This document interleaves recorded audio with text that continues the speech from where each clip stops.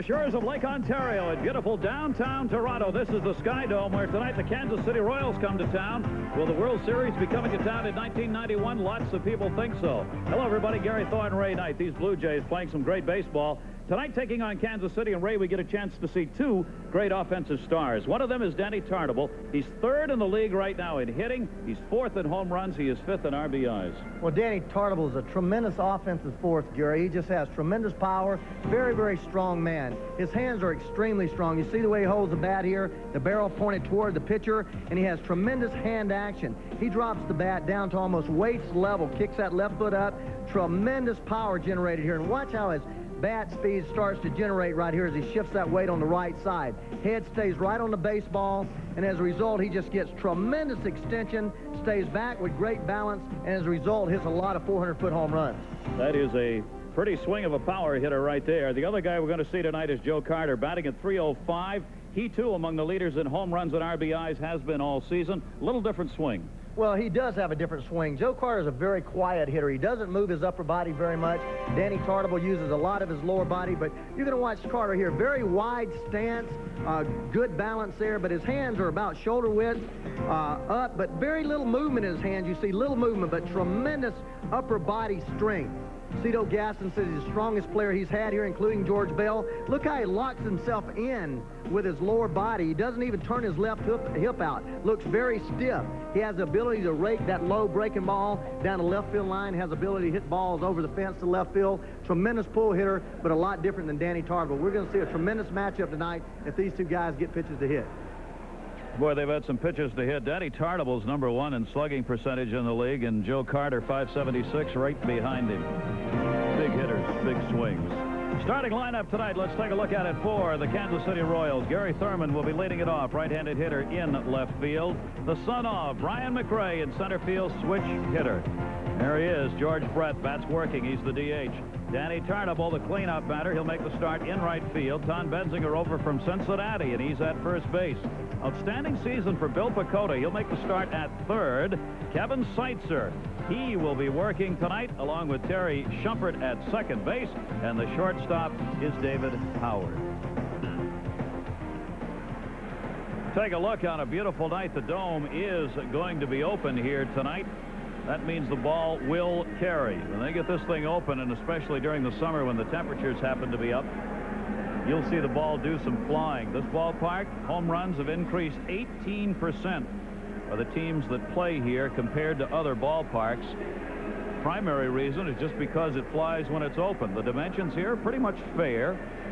As you see, the 328 down each line, 375 in the power alleys where the home runs tend to be hit, and 400 straightaway center. Ray, those are pretty much cookie-cutter dimensions, but it's not a cookie-cutter park, though.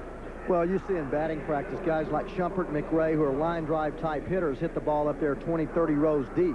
A couple of guys hit the ball just below that glass you see in center field there. Joe Carter and Tartabull, guys with power plus, go up there in that second and third deck consistently. Closing skippers tonight's game. There he is, Hal McRae took over for John Wathen. They are 30 and 26 under Hal McRae's command. Easygoing players kind of manager. Same thing on the other side in Cito Gaston. He, too, a players kind of manager, Ray. Great respect for the players for both of them. Well, I spoke to many of the guys today, and these guys just are able to come to the ballpark. Cito doesn't say a whole lot. He only says things positive reinforcement type guy. Hal McRae played that way. A very serious type player when he was with the Reds in Kansas City. Played hard, and he just expects his players to go out and do the same. Starting tonight for the Toronto Blue Jays, left-hander Jimmy Key, 6'1", 190 pounds. Control-type pitcher, fastball that tails away, big slow curveball, change-up that acts like a screwball, and a cut fastball that he likes to throw in on right-handed hitters. Behind the plate, we have veteran Pat Borders. And the infield for tonight for the Blue Jays, Roberto Alomar, just tremendous defensive player, outstanding range, turns the double play as well as anybody, having a big offensive year with 32 stolen bases. The outfield, Devon White, Golden Glove center fielder out there, also having a tremendous season, 23 doubles, 7 triples, 22 stolen bases. He and Alomar combined to be the two teammates with the most stolen bases on any one club in all of baseball.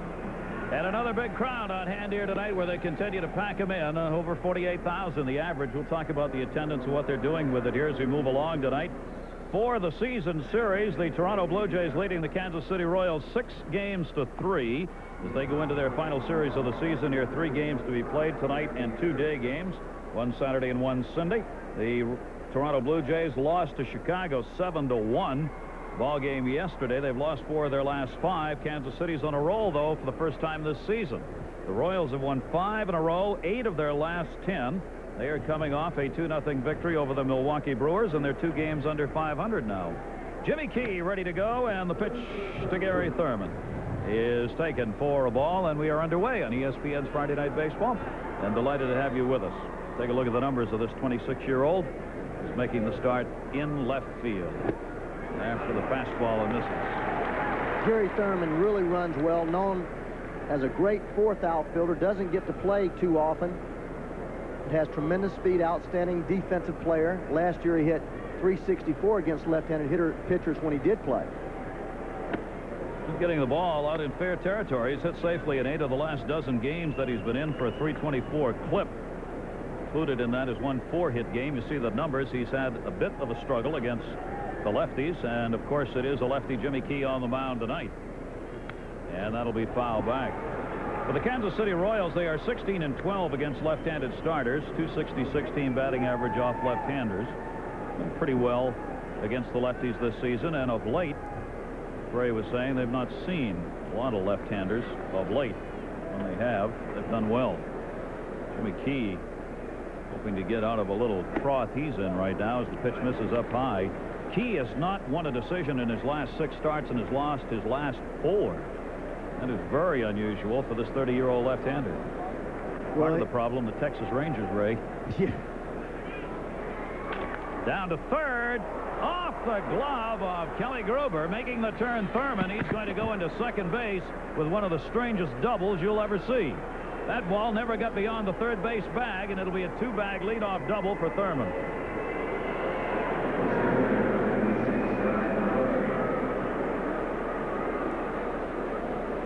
Fastball down. Thurman mentioned his great speed. Here he just turns on the fastball. Gruber making a good play, getting a good first step. Ball bounding off of that AstroTurf and going all the way over to the rail, and Thurman, possessor of that great speed, ends up on second base easily.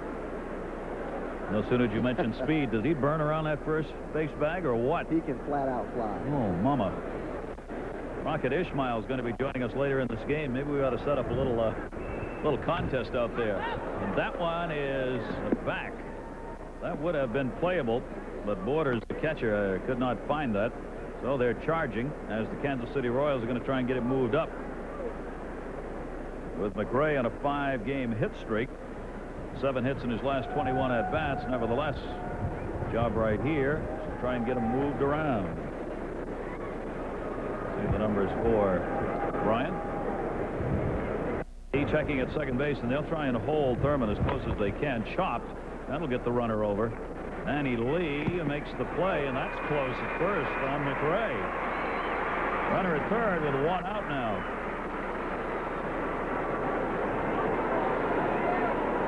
Brian McRae obviously trying to inside out the ball and go the other way. Key cuts a fastball in on his hands. Manny Lee charging the ball, throwing on the run. McRae showing you speed. Bang, bang play at first base. You mentioned Thurman's speed. McRae runs extremely well. Shumpert runs well. So this team, the young Kansas City Royal team, runs extremely well. Some jets burning out there. They've got a chance to pick up a run early now, as Brett is up 271 with runners in scoring position for him this season. And Jimmy Key catches the outside corner, strike 1. Gary mentioned Jimmy Key struggling. The reason is because he is not a power pitcher, a control type pitcher, lives and dies with that control over the plate. See, he makes 2 perfect pitches on George Brett. Away, George Brett really hits the ball extremely well away, well off the plate. But Jimmy Key, a master at putting the ball where he wants to. When he doesn't, he's in big trouble.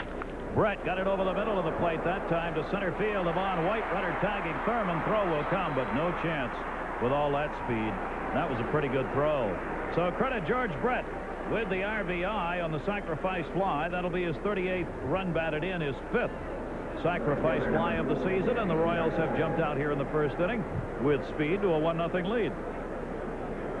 Danny Tarnable coming to the plate. When we watch him tonight, Danny, what do we look at to see if you're on? If Danny Tarnable goes out today and uses the entire field, pitches that are away, hits it to right field, pitches that are in, he pulls them, and Danny Tarnable is swinging the bat the way he should be. Let's keep an eye on him. What a season for Danny Tarnable.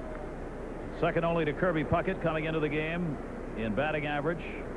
He is 4th in home runs, RBIs, ranked right now at 5th. First in slugging with a tremendous .619 slugging percentage. His on-base percentage is 9th best in the league, and on it goes. Gary, he mentioned pulling the baseball.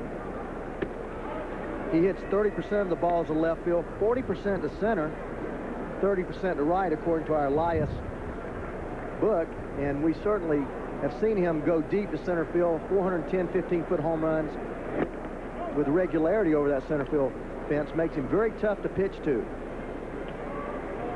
So strong, so powerful.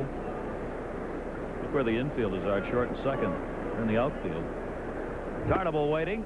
Jimmy Key stays away from him. He's not going to take the chance. Tarnable will be on with a Jimmy Key walk, and you might want to put that on your VCR because Jimmy Key doesn't walk anybody. That is his 24th walk in 124 innings. If I remember right, that's only the second walk in 8 games for him. But he's just not going to fool around with the power of Tarnable, who's sizzling hot right now. Kansas City up 1-0, 2 down. Tarnable on at first base. And here is Todd Benzinger. Acquired, of course, from the Cincinnati Reds, where he was unhappy because he was not getting playing time. He's going to get some playing time here, and if he continues to do what he's started with, he's going to get a lot of playing time. Hal McRae said that he has been the solidifier of this team offensively and defensively. That surprised me. Todd Benzinger not being known as a solid defensive first baseman. Played outfield mostly in the minor leagues and with the Red Sox. The Royals have had a lot of trouble at first base after Brett went down with the injury, starting a host of guys over there, and this man has really filled the bill for him of late. Oh, has he ever. Benzinger in a breaking ball. That one will be taken for a strike. John Hirschbeck working behind the plate in tonight's game. Dave Phillips is on at first. Hickox at second, and Ted Hendry is at third. He is a switch hitter. Much better left-handed hitter throughout his career. How about 15 RBIs in his first 13 games with Kansas City? Well, that'll make a manager think highly of you in a hurry. That'll endear you to the home crowd right away, won't it? He's hit .404 his last 10 games with 14 RBIs. Jimmy Key gets him to go after one out of the strike zone right there, though, and the count is 2-2 with 2 down. But Gary, this is what makes Jimmy Key. We talk about control. This is that changeup that he just turns over away, moves like a screwball away from right-handed hitters. If you swing at it, you're dead. Got it back inside on him that time. John Olerud moves out into foul territory at first base, and that will do it. Benzinger retired. But the leadoff double by Gary Thurman proved to be very fruitful. A 1-0 lead for KC. 80 games at home. Nobody's won more. Detroit has equaled that number.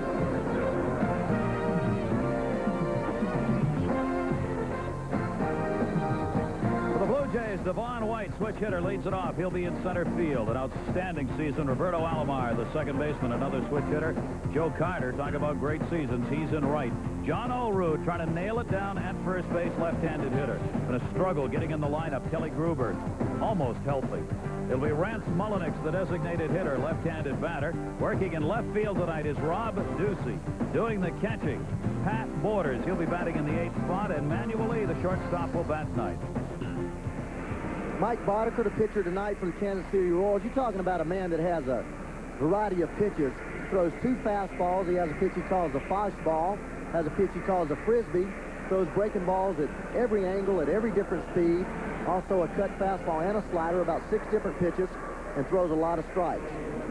Catching tonight, rookie Tim Spear. In defense for the Kansas City Royals, Todd Benzinger, the first baseman, mentioned how he's doing offensively, shoring up this team on defense, doing a great job at first base. In the outfield, Brian McRae, outstanding range laterally, charges the ball extremely well, great throwing arm. This may be the best center fielder of the future in the American League. So the Toronto Blue Jays will have to battle from behind in their first at-bat as Devon White, the switch hitter, stands in. In at third base is Bill Pecota, and the fastball misses up high. White this season, .312 right-handed and .269 from the left side. He's had 4 home runs right-handed and 1 batting left. And Boddicker will get that one in. 1 ball, 1 strike. Gary, Mike Boddicker and Jimmy Key a lot alike. Control-type pitcher, spot the ball in and out, changing speed on the fastball. Both tough on the opposing hitters. That one ripped, got that one up and in. Played by Danny Tarnable, and a lead-off single. So Devon White is on, and here come the Blue Jays. When you throw 85, 86 miles an hour, one thing you can't do is throw the ball up. Here's a ball thigh high right down the middle of the plate, and those balls are going to get lit up. Blue Jays hitters have struggled a bit off late as far as picking up the runs are concerned. They've gotten great pitching, but the run production's declined over the last half-dozen games, so they would love to get back onto it here at home where they really wrap it out. I told you this club with 30 wins at home, one of the reasons they're batting .278 here at the Dome, .250 on the road. And they love to hit home runs here, particularly Joe Carter. And they are here on this homestand trying to take advantage of all that. Nobody out, way outside by Boddicker to another switch hitter, Roberto Alomar. Roberto doing everything plus that they anticipated him doing here with the Blue Jays. Stealing bases, playing great defense, driving in runs, hitting for a good average. Trying to lay one down to move the runner up. Will push that one away. And that's something that the Toronto Blue Jays did not do last year very effectively. They did not move runners well, and that's one reason they're leading the league this year, because they're doing so many things more fundamentally sound. Ray, how difficult is it compared to grass bunting on this artificial surface? I never thought it was too difficult. If you deaden the ball, if you just catch the ball with the barrel of the bat and just give a little bit, you can bunt the ball effectively. If you're a poor bunter, it's tough, but if you're a good bunter, it doesn't have much effect on it. See what he does here with a 1-1 count. White at first base, of course, has outstanding speed. He has picked up 22 stolen bases. He has been caught only 6 times, and he's among the top 10 in stolen bases in the league. There you see his success rate compared with the major league average. Boddicker's pitch misses away. Ricky Henderson has only 33 stolen bases this season. Alomar is only 1 behind him. And White is 6th with those 22. Ricky's been bothered by the hamstring all season long. He may be playing, but he's not 100%. 2-1 count. Not a big lead at first. Nevertheless, Boddicker steps up. The big guy, Joe Carter, waiting on deck. 2-1 delivery right up the middle. He went with it. Played by McRae. I want to tell you, you talk about going where the pitch is. That's what that was right there by Alomar. He's now had 15 hits in his last 33 at-bats. Mike Boddicker, 2-1, chooses to go with a fastball and actually makes a very good pitch down around the ankles, but Alomar just not trying to do too much with it. Right back up the middle, a bullet. That's keeping your head in and on. That's a 1-0 ball game. Kansas City leading, but the Jays' first 2 hitters are on. Runners at first and second, and here is Carter. And he tries to bunt. How about that? How about it? Why? I don't care if the third baseman's in left field. Why would you bunt here in the first inning of a 1-0 game with 2 on and nobody out? I don't think that's Cito. I think Joe Carter was on his own. Well, he definitely was on his own there. Saw the third baseman back. And Gary just decided to go ahead and try to get runners on the bases and try for a big inning. I see a lot of third place hitters do that, especially early in the ball game, but a guy as hot as Joe Carter I know Cito has to be shaking his head, but Olerud's really swinging the bat well. Gruber's beginning to come on, so it's really not a bad play early. Carter with 2 on, a 1-1 count on him. And that's an outside counter pitch that he really doesn't like. I mean, really doesn't like.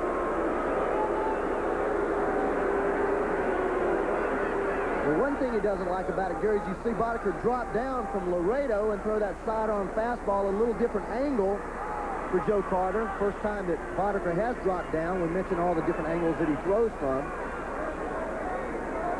I'm not going to say anything. Don't look at me and smile. 1 ball, 2 strikes. Umpires aren't perfect. Runners go, and it is fouled off. So Cito Gaston has him going on a 1-2 count with nobody out. I think that's a tremendous play, Gary. First off, Boddicker throws a lot of those slot pitches or breaking balls or pitches that he just shows hitters, especially when he's ahead in the count. They're 1-2. Devon White on second base, having seen 3 or 4 pitches.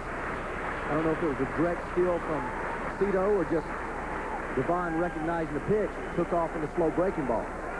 17 of his 23 home runs have been hit here. That one is a pop-up behind home plate. And it's going to end up, as you see, about 3 rows back over the screen. And the count will stay at a ball and 2 strikes on Carter. All the big numbers for Joe Carter this season as he leads this club in offensive production. He in the American League leads in extra base hits, 2nd in total bases, 2nd in slugging, 3rd in RBIs, 6th in hits, 2nd in doubles. And he's got a couple on here with White at 2nd, Alomar at 1st, still nobody out. Infield wants the 2. Runners are not going, and Carter on the off-speed pitch fouls it back. Boy, they are making Boddicker work right here.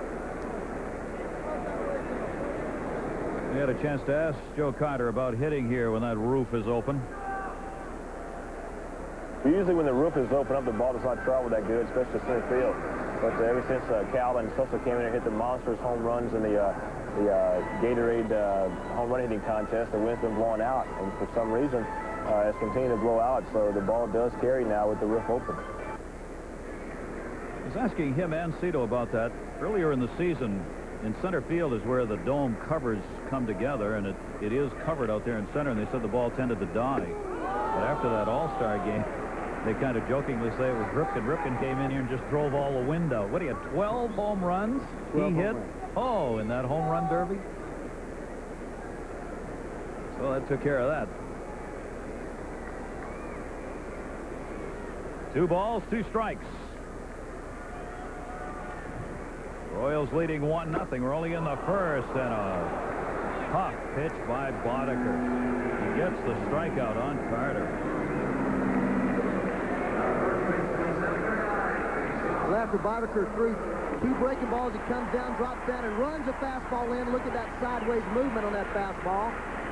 Again, the quiet swing, but he gets all tied up, tries to move his hands inside, looking for something soft, throws a fastball by him. Big strikeout. Carter's done pretty well staying away from those. He has 65 strikeouts, but has drawn 34 walks. Very acceptable with all those other numbers. John Olerud gets the strike on the outside corner. Note tonight, home plate umpire John Hirschbeck looks like he's got some pretty good leeway. He's going to give the pitchers the benefit on the corners. At least he has thus far. Olerud has struggled with runners in scoring position, batting only .200 this season in that department. 2 on as they bluff White back to the bag at 2nd. Well, if there's an umpire that's liberal, guys like Mike Boddicker and Jimmy Key will usually eat hitters alive because they start throwing the ball out there on the outside black. As the game progresses, they get an inch or 2 farther out. By the end of the game, they're throwing balls 4 inches away. And umpires give them that pitch for a strike, Gary. I remember Fernando Valenzuela did that better than anybody I've ever faced. Establish that pitch away and just move it on out an inch or 2 an inning, and had that great command to do that. Gray with the arms crossed. They're trying to hold these base runners close. White at second base with that tremendous speed. They've got a chance for a double play here if they can get the ground ball. Olerud will foul that one off, and it's an 0-2 count. Great to have you with us. First game of our doubleheader on this Friday night here on ESPN. Gary Thorne, Ray Knight, Sky Dome. And we'll have close to 50,000 people again on hand as this series gets underway between these two teams. The crew worked all night after the football game that was played here, and I mean all night, in order to get this field back and ready for baseball. 0-2 the count, one away. John Olerud fooled in the off-speed pitch, second base. Jumpert's got it, and there are 2 down. And keeping us updated, Gary Miller. All right, thank you, Gary. Here's what's going on between the A's and O's in Baltimore. Terry Steinbach in a rain-soaked field lifts one that Cheeto Martinez has no clue with. Goes off the wall for a triple. Dave Henderson and Harold Bain score in the opening inning, and Oakland's batting in the second, nursing that 2-0 lead. Back to Skynet. We'll keep checking in with Gary on the other Major League action taking place on this Friday night. Here is Kelly Gruber. Back in the lineup once again with 2 on and 2 down, and Bodeker's got a chance to have a very good inning. White singled, Alomar singled. He struck out Carter, Olerud on the pop-out. So the runners are still at first and second, but now there are 2 outs. Kelly Gruber. Oh, mama. You see that? Oh. That'll make you buckle and knees become real weak. Whine, cry, hiss. And swing too early. Swing 3 times, and it still isn't there. 1 ball, 1 strike. And Gruber will fight that one off, and Bodeker's ahead on the count 1-2. Here you notice what happens. He throws that breaking ball up there about 60 miles an hour, then comes back with just an 84 mile an hour, 85 mile an hour fastball, and the hitters just cannot get the bat out front. It messes you up. You start thinking about all the off-speed stuff that Mike Bodeker has, and you're never on the fastball. Got him right here, 1-2. Bends that one. White's going to third. The throw skips. Good backup. They go to second for Alomar. No play there. White stays at third. Beer. Nice job to block it. Throw was a little short. Good backup job by Howard, the shortstop.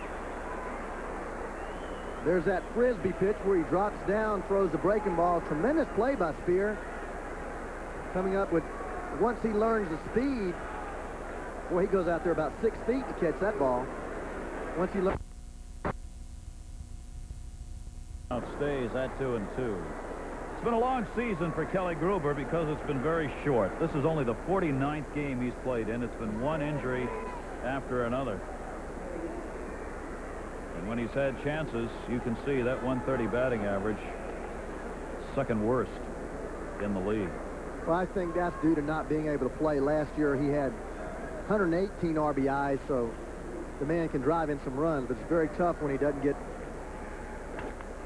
Right off the fist, center field, misjudged. McRae will not get a play. 2 runs will score. Nobody's covering second base.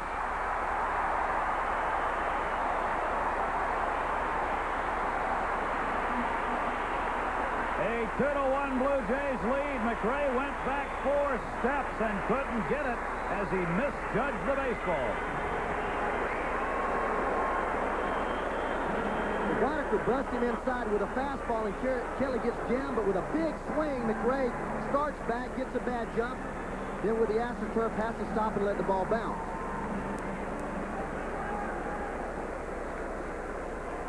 So he's on at second base. He will be credited with a double and 2 RBIs on that. Now here's the designated hitter, Rance Mullenix, and it is a 2-1 lead. And boy, is that tough on Mike Bodeker. Well, after the first 2 hitters gets base hits, Gary, he pitches Carter extremely well, strikes him out, jams Olerud, then jams Gruber, and rightfully he should be out of here with no runs. That hurts. It is a double and 2 RBIs, as we said. He's now at second. Mullenix takes the pitch inside. For Kelly Gruber, now has 29 RBIs. Ray, that's one of those situations where you can call an error on that as an official scorer. I'm not sure it's not fair to say that's an error. That ball should have been caught. Still 2 down. Bodeker goes away from him. 2 balls, 1 strike. Gary, it certainly appeared that he should have been caught. What happened? So many things come into play this time of night. As the sun's setting with this roof open, you start having trouble picking up the ball in the crowds. so it's very difficult for a scorer. That is a base hit down the left field line by Mullenix. Kelly Gruber will score. Mullenix on his way to second base. Thurman will get it in, and it is a 3-1 Blue Jays lead.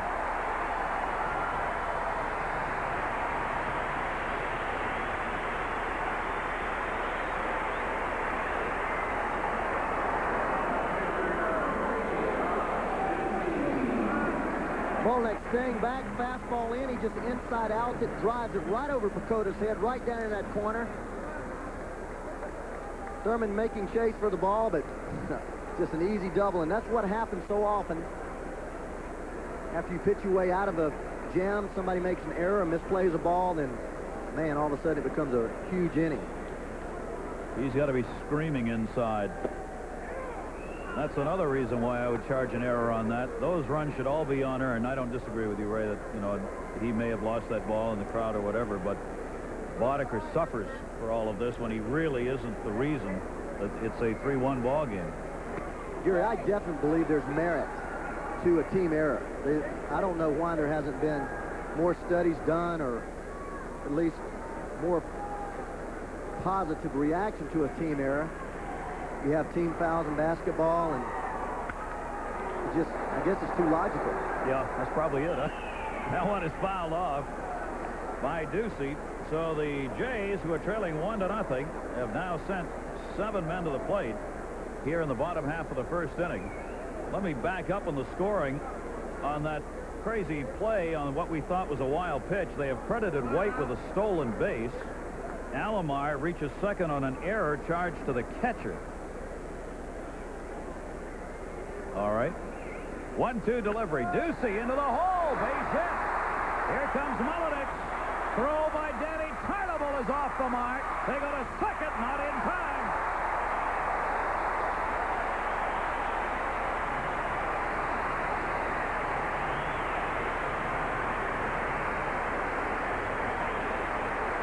It'll be a single and an RBI. Goes to second on the throw, and McRae can only wonder what is going on here.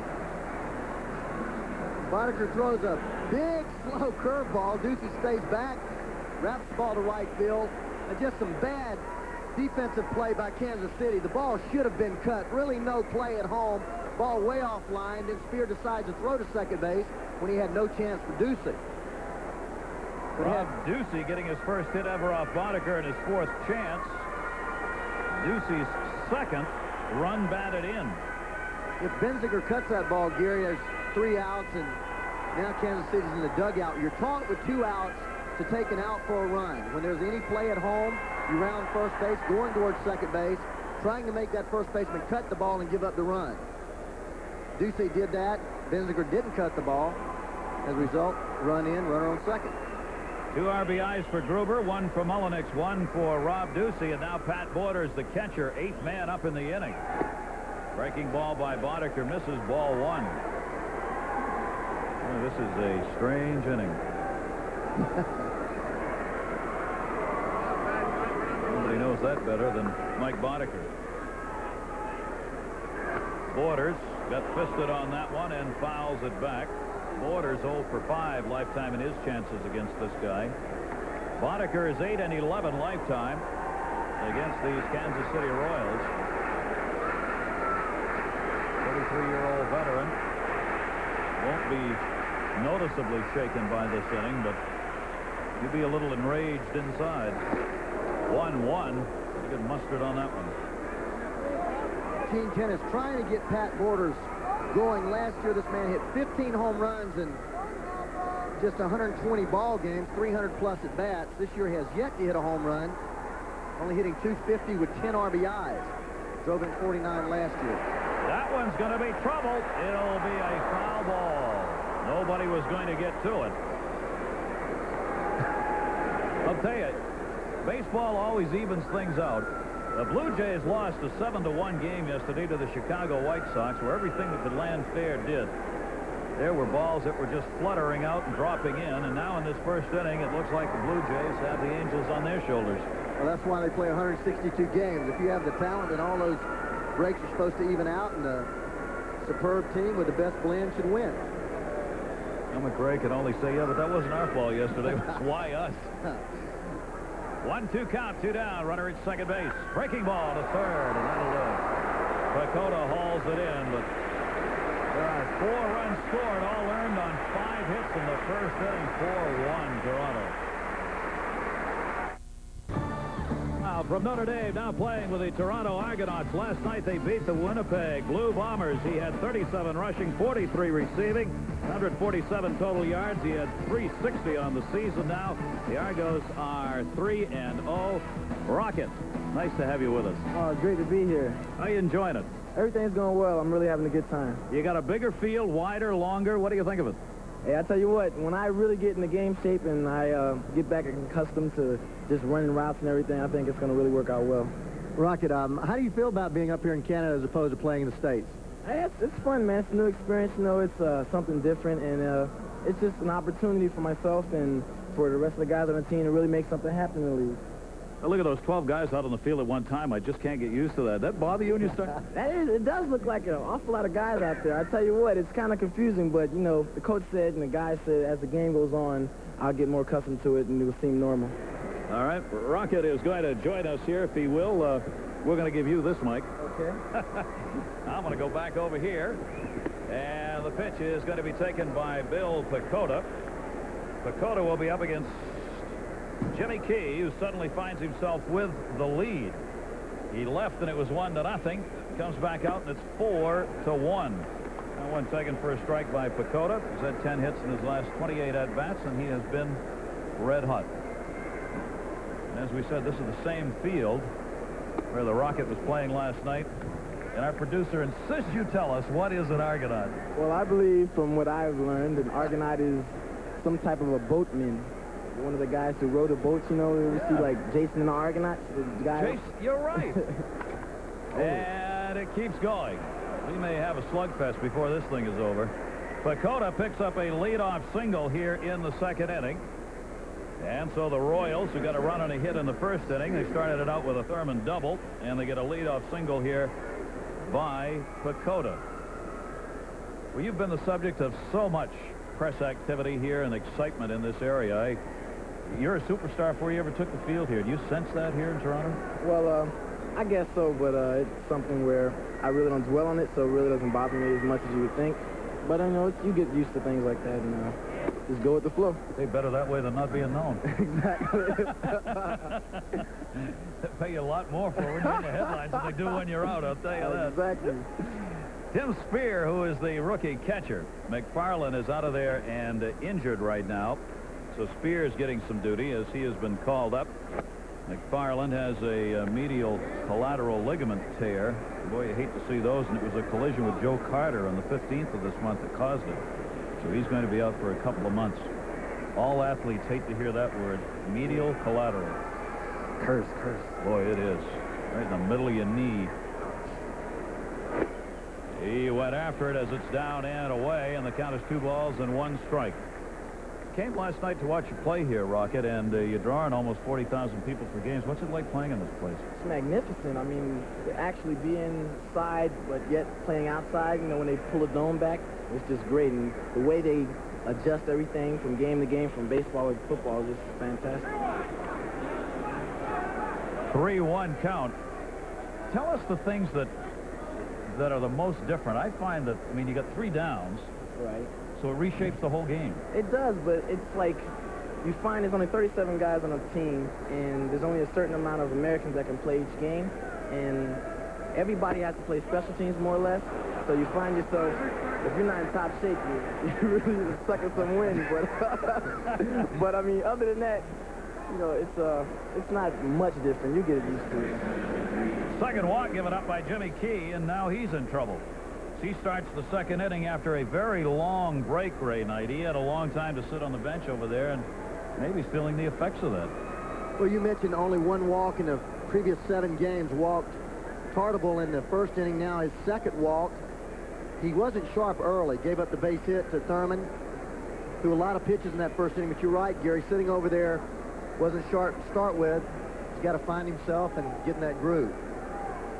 Terry Shumpert squaring the bunt. and it is a strike called. That strike zone's got some size to it tonight. He looked back, too. That one looked like it might have been a little high. Let's see if he's going to try and lay it down and move Pacoda and Spear around. 4-1 ball game with the Blue Jays leading. Shumpert's had only one hit in his last 26 at-bats. So they've moved in at the corners. He puts it down. They got a chance at third. He got it.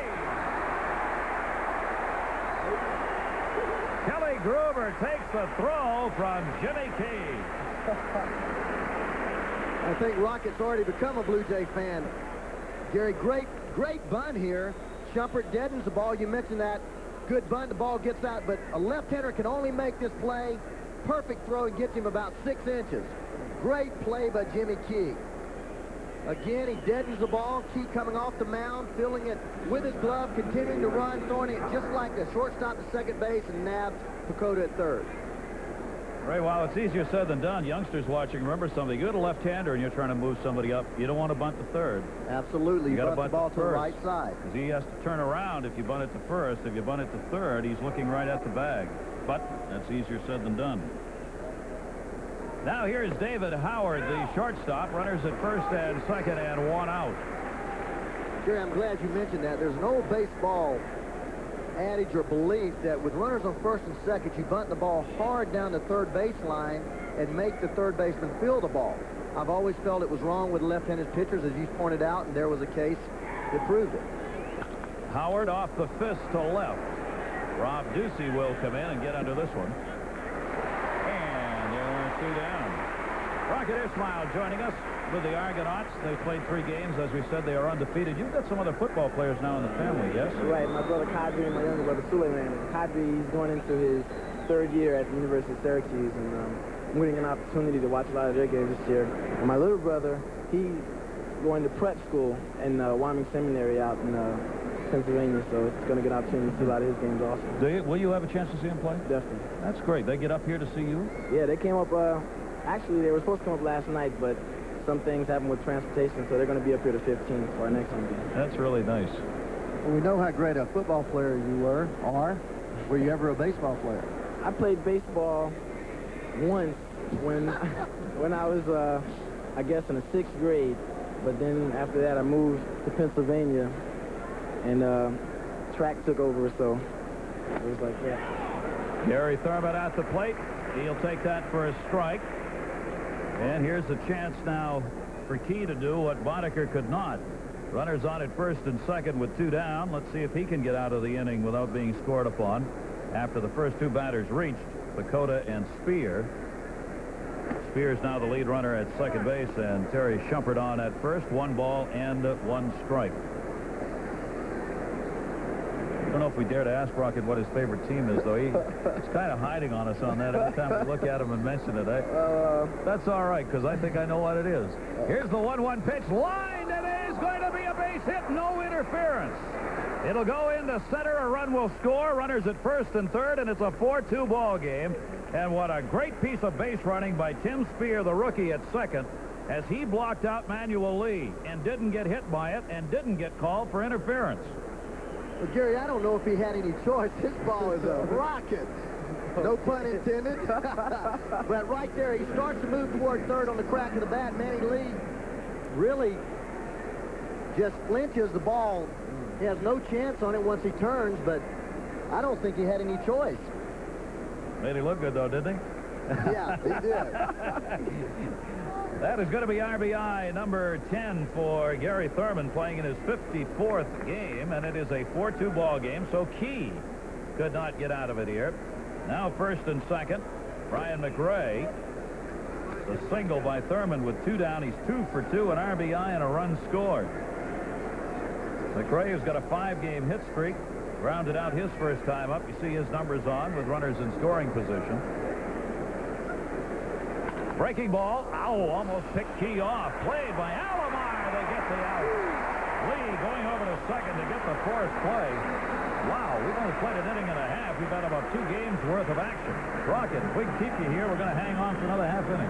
Okay. Oh, as you look up and through the dome, which is open here tonight, Rocket Ismail joining us. Gary Thorne and Ray Knight, delighted to have this rookie of the Canadian Football League, the Argonauts, with us. If you've seen enough American football, one of the things we keep hearing is the National Football League get a chance to make it in Canada. Will there be teams up here in that league? I tell you what, if they ever had any idea of making any expansions, they could really do well if they ever brought a team up here. I'm telling you, they do well. Do you find real good reception for football by the Canadian fans? I tell you, it seems like they have the want to and the will to want to come out, but it's like, being that it has been kind of dwindling in the last few years, people are kind of apprehensive to come out to the games, but they're starting to more and more get into the spirit and finding out that this is going to be something that's going to really work out for them. So. Well, Bruce McNall, Wayne Gretzky, and John Candy certainly did a heck of a job getting you up here. It's made a real difference nationally for the attention that's been drawn. All 3 of them, of course, owners with the Argonauts, and all were here for last night's game, in fact. Pitch is taken away. 1 ball and 1 strike. Boddicker working to the number 9 hitter here in the bottom half of the 2nd inning. Manuel, don't call me Manny Lee.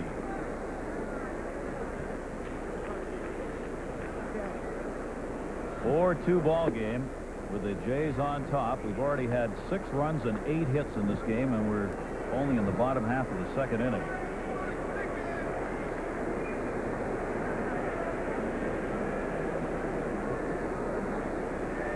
Boddicker. That one's laced into center field. Nobody can get the leadoff man out. And Lee is on with a leadoff single here in the 2nd inning. So we've had all 4 leadoff batters on and all 4 halves of the inning. Coming up in the 2nd half of our Friday night doubleheader, those New York Mets are on the West Coast playing the San Diego Padres. Howard Johnson, 22 home runs, 70 RBIs, and Tony Gwynn leads the National League with a .335 batting average. Steve Physiog, Dave Campbell standing by. That'll be the 2nd half of our doubleheader. Rocket, anything you like there we just talked about? I like that combination. You like those Mets? Go ahead and say it. It's all right. Hey, when you cheer for a team, you cheer for a team. That's all there is to it. You can have a second love, too, and that'll be the Toronto Blue Jays. Runner on at first base. Nobody out, and White, who singled his first time up and scored, standing in, Lee being held.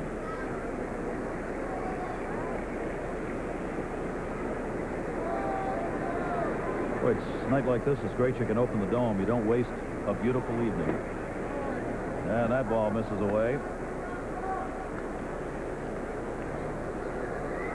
Garrett B. Some of the fans behind home plate actually sit in the sunlight for the first part of the ball game before the sun sets down behind the stadium roof. 1-1. That misses away. 2-1. You probably remember Ray Knight playing for the New York Mets, don't you? Heck yeah, man. Were you there for the World Series in '86? I wish I was, but I was there in spirit. That's what I watched it on television. 2 ball, 1 strike count. Tell the people where you grew up. Well, I grew up 13 years of my life in Newark, New Jersey, and being so close to New York and all the action there, it's like you couldn't help but become a fan of the New York teams, you know. And then from there, I moved to Pennsylvania, Wilkes-Barre, where I live now. So Grant and Wilkes-Barre's got a AAA ball club down there. Yeah, the Barons. Yeah. Do all right. 2 ball, 2 strike count.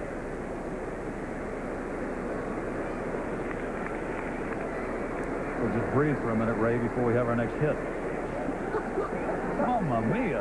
What is this? 2-2 delivery, and Boddicker misses away, and he's gone full 3-2.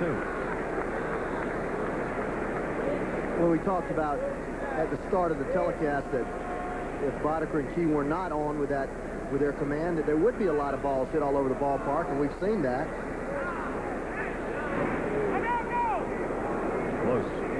Mike normally gets that changeup over at any time in the count and able to throw the curveball for a strike. 2-0, 3-1. Tonight, when he's gone to the breaking ball, he's missed with it. Had to throw the fastball, and that fastball is getting raked. 3 ball, 2 strike count. Runner goes. Swung on, grounded back. Boddicker to second. Didn't get him. They will get it at first. Good relay by Shumpert, who got over to cover second base. That's the tough way to get an out at first. Runner going, he's safe. Mike Boddicker, the Gold Glove winner last year, best fielding pitcher in the American League, shows you why. He knows the ball hit this hard. He goes to second base quickly. He's got a chance for two because he knows he can get Devon White at first base. Manny Lee hustling all the way. Shumpert receiving the ball a little late. Presence of mind throwing off balance. Able to get him at first base. Well, that's one way to get the runner up. Now Alomar's got a runner at second base. That's a tough pivot for a second baseman. So he couldn't get a lot on the throw, but he did a good job to try and make the play and then to get the out at first. Alomar singled and scored in the first inning. Alomar rips that one to left center field. Goodwood way back, maybe room off the wall. Runner held between bases. He'll make the turn and score. It'll be a double, and it is a 5-2 Jays lead.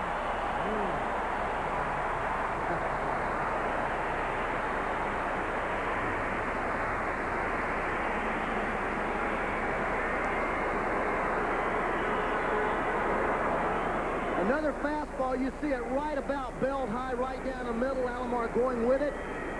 Thurman, known for his defensive ability, normally plays center field. Really has no chance as that ball hits about 7 feet up on the wall and bounds back toward the infield with McRae fielding the ball. Manny Lee, halfway, reading the ball over the outfielder's head and easily makes it home. So Alomar gets an RBI and is leading 31st, a double while McRae's out. Let's check in with Gary Miller. Gary, Budweiser takes you to Cleveland where Denny Boucher and the Indians are unraveling. Harold Reynolds, did ya? Fan, shame on you. As he takes away extra bases, fan interference takes out a cigar and a chance for the fielder to make the play. Martinez knocked in Reynolds as well. Already 8 hits, and it's only the third. It's 4-1. Thank you, Gary. Boddicker has had his discussion. Lee singled. He scores on the double by Alomar. It is now a 5-2 lead for the Jays. They have 7 hits. 1 down, a runner at second base, just the bottom half of the second inning. Pick off again at second. Shumpert taking the throw. He threw 37 pitches in the first inning of this game. It's almost 3 innings worth, 2.5 innings worth. See what Carter has done versus righties lefties.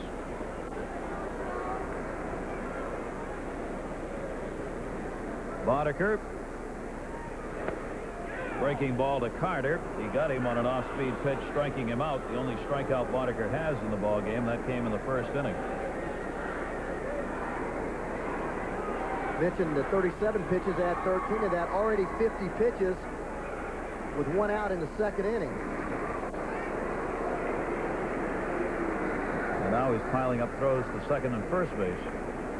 Rocket, give us an idea of the plans for the future for you. I mean, I know the rookie season, but where do you see this career going that you've got in front of you? Well, hopefully it can go on to bring some serious excitement and interest into the Canadian Football League and the Argonauts. And from there, it's kind of up in the air, you know. But I see I'll be here for at least 4 years.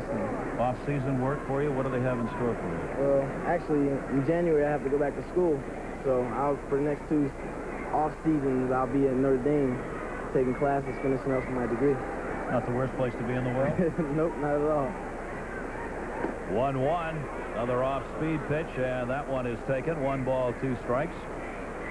Do you favor the football move for the Vols to have a national championship game?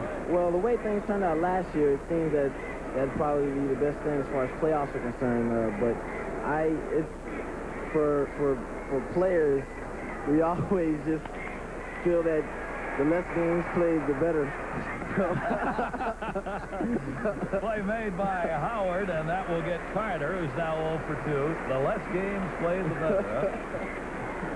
Less chance of getting beat up, run over, mauled. The Canadian League, when is it over? I believe the Grey Cup game is played on November 27th or somewhere around there. So you will get to see Notre Dame football this year. Exactly. Was it a clip? Hey, man, I'm not answering that question. 2 down, and it's fouled back by Olerud. You learn quick. You're going to be good at this. 0-1 the count. Olerud popped out his first time up. He's got a runner at third base right now in Alomar with 2 down. That one to first.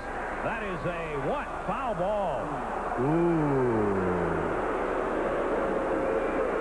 Dave Phillips took a long look at home plate umpire John Hirschbeck to decide who was going to make that call, and Cito Gaston is concerned. The home plate umpire makes the call until it gets to the bag. Once it's by the bag, it's the first base umpire's call. Well, you see the ball bounding inside the line, then right on the line. The umpire sees it hit about 4 or 5 inches past the bag, foul. But like you say, Gary, if the ball hits any portion of that bag or passes over any portion of that bag after hitting in fair territory, it's a fair ball. And that's what we're talking about here now, is who made this ruling. Because Cito Gaston's saying that was the home plate umpire's call, that he should have made a ruling on whether it went over the bag. And I think Phillips at first felt the same thing. He did not make the call until he realized the home plate umpire was not going to call it. Well, a lot of times when an umpire is trying to get out of the way of a ball, as Davey Phillips was there, he doesn't see the ball well, and he defers to the home plate umpire.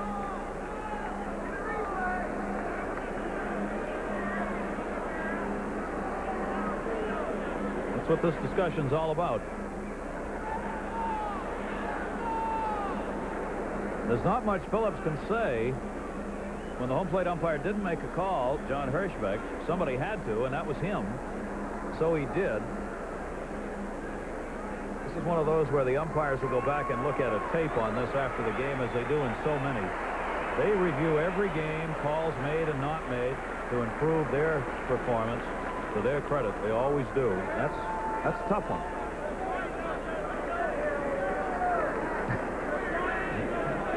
There was no heated discussion.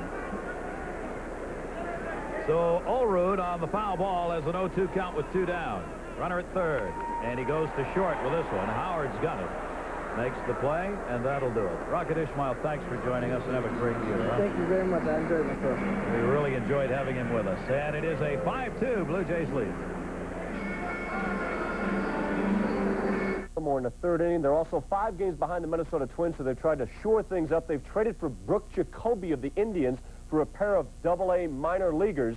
Chili Davis has homered for the Twins tonight. They have a 1-0 lead on Milwaukee as they try to maintain their advantage. We'll be showing you highlights throughout the evening. Right now, let's go back to Skydome with Gary and Ray. Thank you, Gary. We've got a 5-2 ball game. We've played just 2 innings here. We've already picked up 7 runs, 10 hits. These kind of games, though, sometimes it stops right there. We'll see. Brett, what's he talking about? Home plate umpire having a discussion. There you see the numbers for George, which have picked up. He had an RBI sac fly his first time up. And Brett rips that to left center field. Ducey and White. It'll be Ducey on the warning track to haul it in. One away.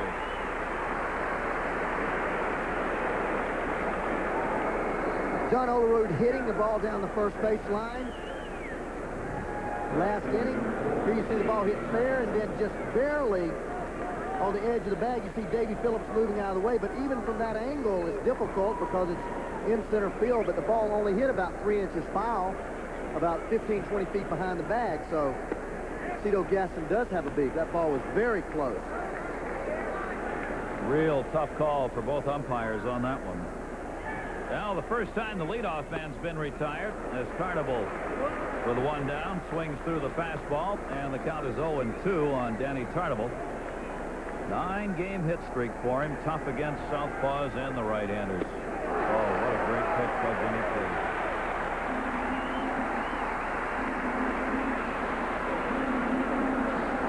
Well, I don't care how strong you are, you throw this change-up on the outside part of the plate that moves like that.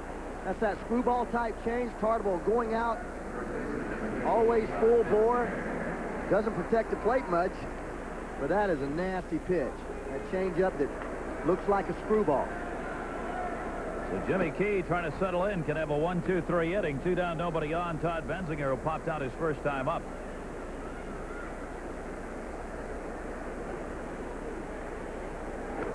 foul back. Does Rocket Ismail have a personality or what? Oh, he really is a nice man, isn't he? What a great kid.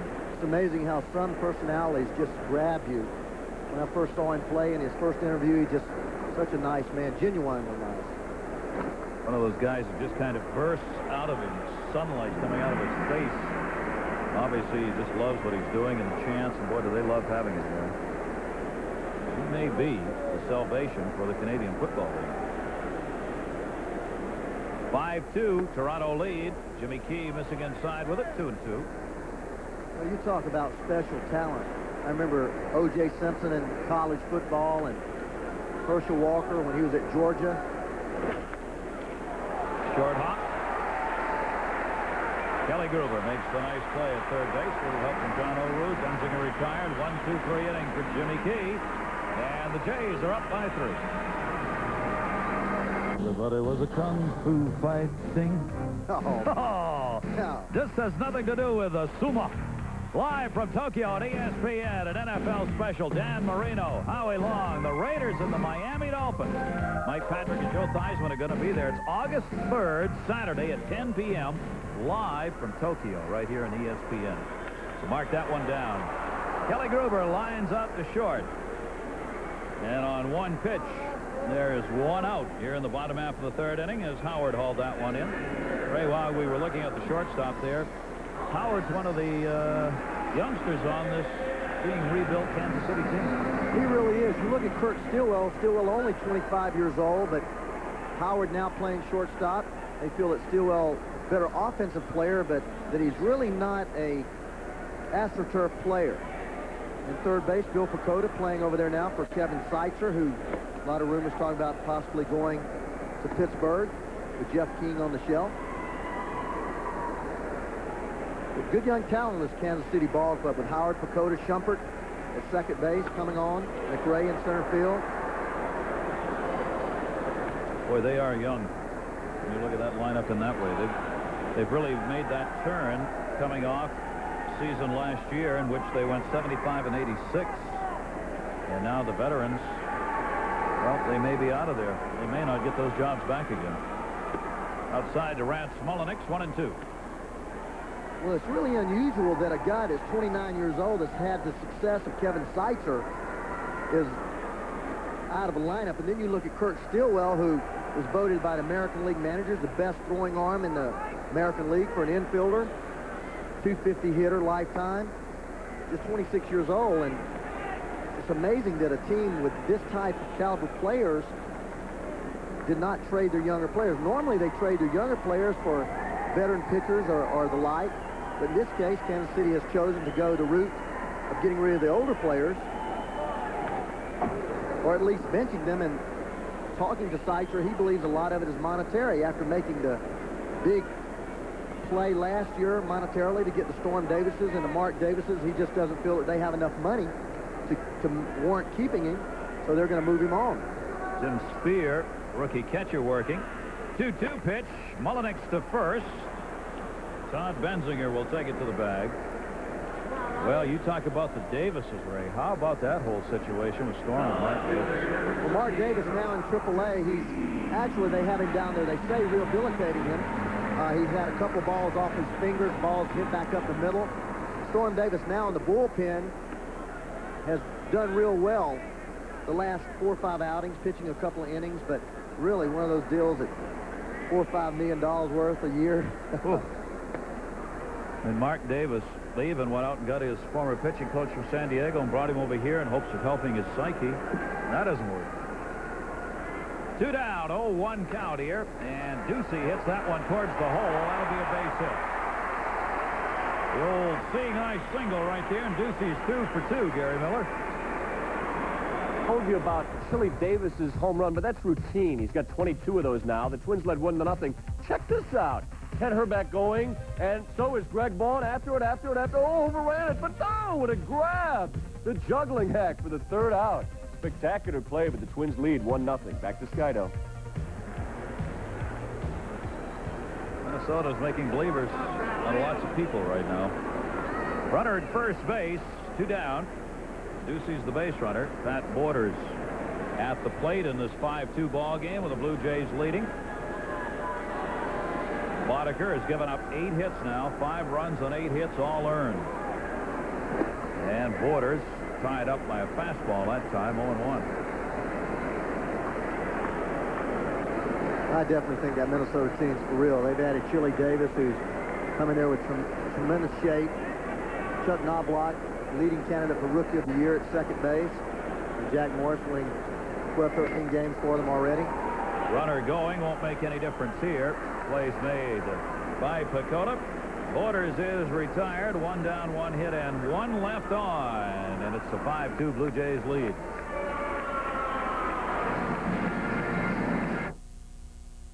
According to the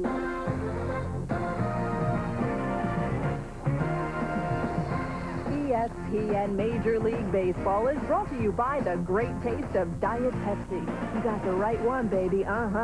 By Hershey syrup with genuine chocolate flavor. Hershey, the chocolate people. And by Red Devil oil enamel for the finish of a lifetime. Now the Gargoyles of Toronto you saw there. Some great architectural work was done. It's called The Audience. There are 2 sets of them outside of the Sky Dome. I suspect they're becoming as much photographed as Mickey in Disneyland. And yet another base hit. Bill Pacoda for the Kansas City Royals delivers a leadoff single. That's twice he's done that. He had a leadoff single in the second. He gets a leadoff single here in the fourth. And Jimmy Key continues to have troubles here, even retiring the side 1-2-3 last inning. Sunday night, White Sox, Red Sox will get it on at Fenway Park. As you will see, a couple of ball clubs battling to get to the top. Red Sox have got to get some wins in a hurry. The White Sox are right there. John Miller, Joe Morgan will have it Sunday at 8 right here on ESPN. We are up now to 8 hits for the Jays and 4 for the Royals in this 5-2 game with the Jays leading. The Royals have just been smacking the baseball around of late. Really incredible numbers as far as their batting average and runs scored are concerned. Now one taken inside. They have picked up 33 runs in their last 4 games, not including the ball game here tonight. And a 2-out victory, as we mentioned yesterday, against Milwaukee. But the offense has come alive. See whether or not they can continue it. They've averaged over 11 hits per game the last 18 games. And a lot of those are extra base hits. And a lot of that is because of that man there, Hal McRae. Outstanding hitter in his own right. Adrian Garrett, the hitting instructor for Kansas City, but he also coaches third base. These hitters told me before the game that Hal offers some positive reinforcement. Spear hits that to dead center field. White backing up. 390-foot foul ball, fly ball rather. Runner will tag and go. Pacoda. Yes. Gets into second base. Good base running by Pacoda as Tim Spears retired on the long fly ball to center. Well, Seitzer went out with an injury to his wrist. Pacoda going in and playing third base extremely well, showing you a great baseball sense there, tagging up on a ball deep. When you're 3 runs down, you take them 1 base at a time, knowing if the ball goes over center fielder's head, he'll be standing up on third base. Terry Shumpert with 1 down and a runner at second base. 24-year-old second baseman. 1 for his last 27. And the breaking ball by Jimmy Key misses inside. 2 balls, no strikes. Terry Shumpert had been pulling off the ball all year, moved him off the plate, trying to get him to go into the ball with his left shoulder, try to hit the ball up the middle into right field. Not real strong. Wanted to hit down on the baseball and hit the ball the other way. You see how far he is off the plate there. But what happens, a guy like Jimmy Key can just pound the ball in on you consistently, make it very hard to hit the ball the opposite way. Key, that one buckled in the dirt. It'll be a wild pitch, and it'll move the runner up to third base. So Pacoda goes to third on the wild pitch delivered by Jim Key. Pat Borders wants the ball inside. Key comes inside, and I think Borders gets blinded by Shumpert's knee. Sees buckle his knee back there, and I just think Pat Borders lost sight of that baseball. I apologize. It's a pass ball. So one they felt could have been handled. So Jimmy Key does not get the wild pitch. Runner at third base, Pacoda on a pass ball with one out. And Shumpert takes the count full on the swinging strike. The Kansas City Royals numbers, they are now overall third in the league in average, fourth in runs, seventh in home runs. They don't pick up many walks. They're 11th in the league in walks. Slugging percentage is fifth, and the on-base percentage seventh, and there's a big hit. That's getting it done right there. 3-2 count, one out. And Shumpert, who has been struggling, picks up an RBI single to make this a 5-3 ball game. Gary? Jerry, let's take it to Minnesota, where Kirby Puckett, the American League batting leader, taking over for Cal Ripken this week, and he singles to extend his hitting streak to 16 games now. A sharp single off Basio. The Twins had the 1-0 lead. Puckett came into the night hitting .335. Back to Skydo. Galen Cisco, the pitching coach, is out now to talk with Borders and Key. Shumpert, look how he works his hand, uses his hands, drops his hands inside. That ball's down and in. Trying to hit the ball up the middle, just does it and serves it right back up the middle. Watch him here. Watch how his hands drop in the slot there, and he inside outs the ball. Hits it right back up the middle. Kept his left side in there perfectly then. I know Hal McRae's going to be real happy about that on the video camera. Well, that's a great shot. Credit the camera crew that works upstairs here at the very top of the dome. That's from the roof where they get that shot down. It's the dome's version of the blimp. Works pretty good. Look at that batting average of runners in scoring position. There's the crew of one. That is hazardous pay duty right there. It's right where that dome closes. And it is fouled off by David Howard, who flied out his first time up. So we've got a 5-3 ball game. In the top half of the fourth inning, a run in, Pacoda scoring. The pass ball helping out a bit, moving him up to third base. And then Shumpert picking up the RBI. He will make the move over to first base. Shumpert now has 25 runs batted in. Brett had an RBI in the first inning. Gary Thurman an RBI single in the second, and Shumpert with the RBI in the fourth. And there he be at first. Off-speed pitch is fouled back. 0-2. One away. RBIs for Toronto. They got 4 runs in the first inning, 2 for Gruber, 1 for Mullenix, 1 for Ducey. Second inning, Alomar had an RBI double. And Cito's got 5 runs and is mighty worried. McRae's got 3 and knows he's not out of it. 0-2 delivery. Down low to Howard. 1-2. Well, you're right. This Kansas City team can generate some offense. They've done it all year, actually scoring 60 more runs than the Blue Jays this year. Blue Jays leading the league because of their great pitching. #1 pitching staff in the American League. Thurman on deck. Fouled off outside of third base. Count holds 2 balls, 2 strikes. This is a night where the concession stands are going to do very well. Have you eaten those little donuts they make here? I haven't. Man, they have a little donut machine as one of the concessions. That's all it is. And they make them right there. They have the dough that's poured in, goes down under this little conveyor belt into the fat, fried up, spilled out. And they're great. You buy them, you can buy, I guess you can buy 6 or 12 or 36. You ought to know something like that. When I was here at the All-Star game, I perused the concession stands and found the donut machine. They put them in a little bag, dump sugar in there, and shake it up. And that was a happy little camper. So they're powdered donuts, not glazed. No, not glazed, powdered, yeah. Sky Snacks. I don't see donuts. Well, not right there. It has its own stand. It's down the hall a little bit. We'll find it, though. 2-2 the count, 1 out.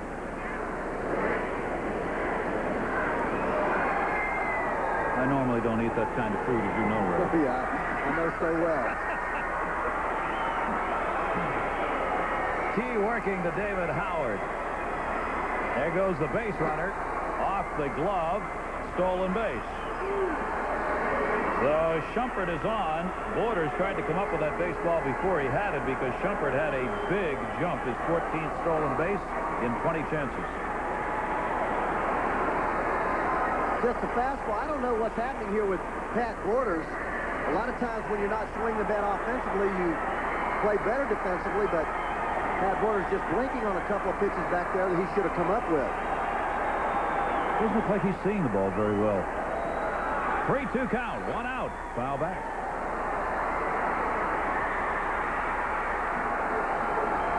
As far as these two ball clubs are concerned in running in the league, for the Kansas City Royals, they come into tonight's ball game 4th in stolen bases. The Toronto Blue Jays are 1st.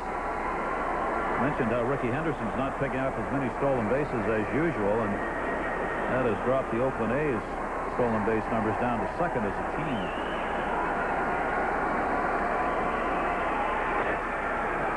3-2 again.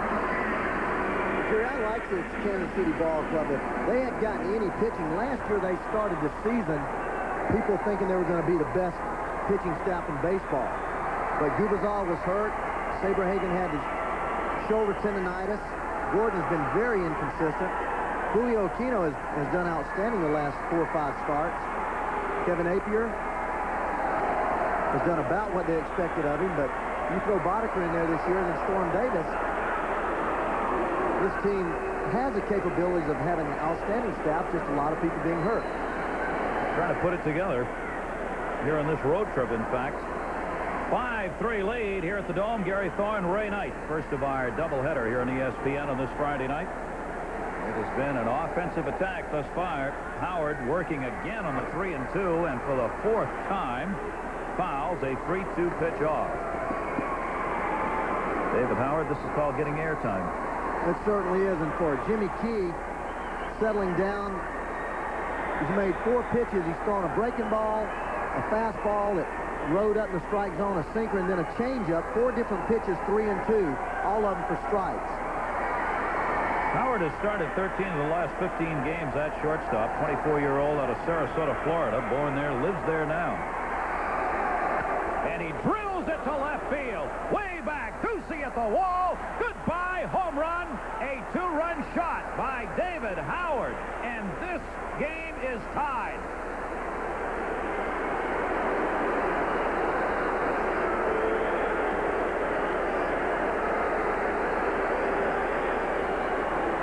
That is his first major league home run.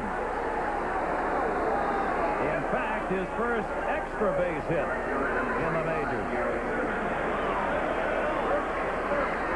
When you battle pitch after pitch after pitch, this is what happens. Fastball inside corner. By this time, I mentioned the 4 pitches that he had seen prior to that. Just drives the ball up there deep in the outfield.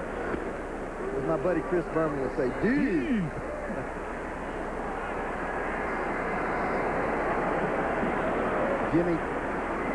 Jimmy, after making 4 good pitches, just gets one right over the inside part of the plate, and that's what happens. Pop up, right side, second base.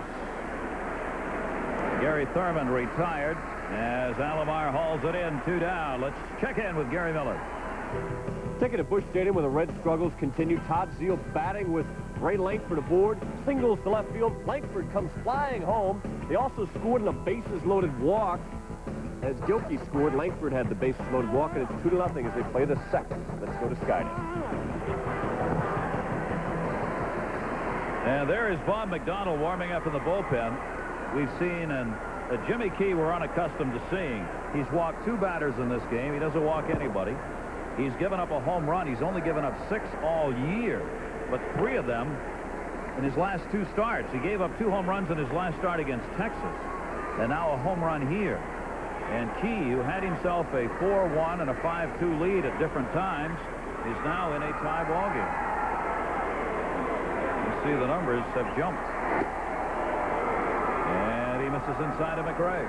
Gary, what happened to Jimmy Key the last at bat with Howard? Here's a man hitting 158, just 35 major league games under his belt. Jimmy Key makes 4 pitches on him, goes 3 and 2, and then he just takes a little bit for granted. Tries to throw a strike, not giving the man credit, but that's what happens. You see Warren Cromartie there. I said, hey, boy, too long. Rookie's loving it. Fouled off by McRae. Our line score now 5-8-0 for the Jays, 5-5-1 for the Royals. That's why it's so difficult to be a success in the major league level, Kevin Seitzer. Concentration all the time. You can't lose it for one pitch.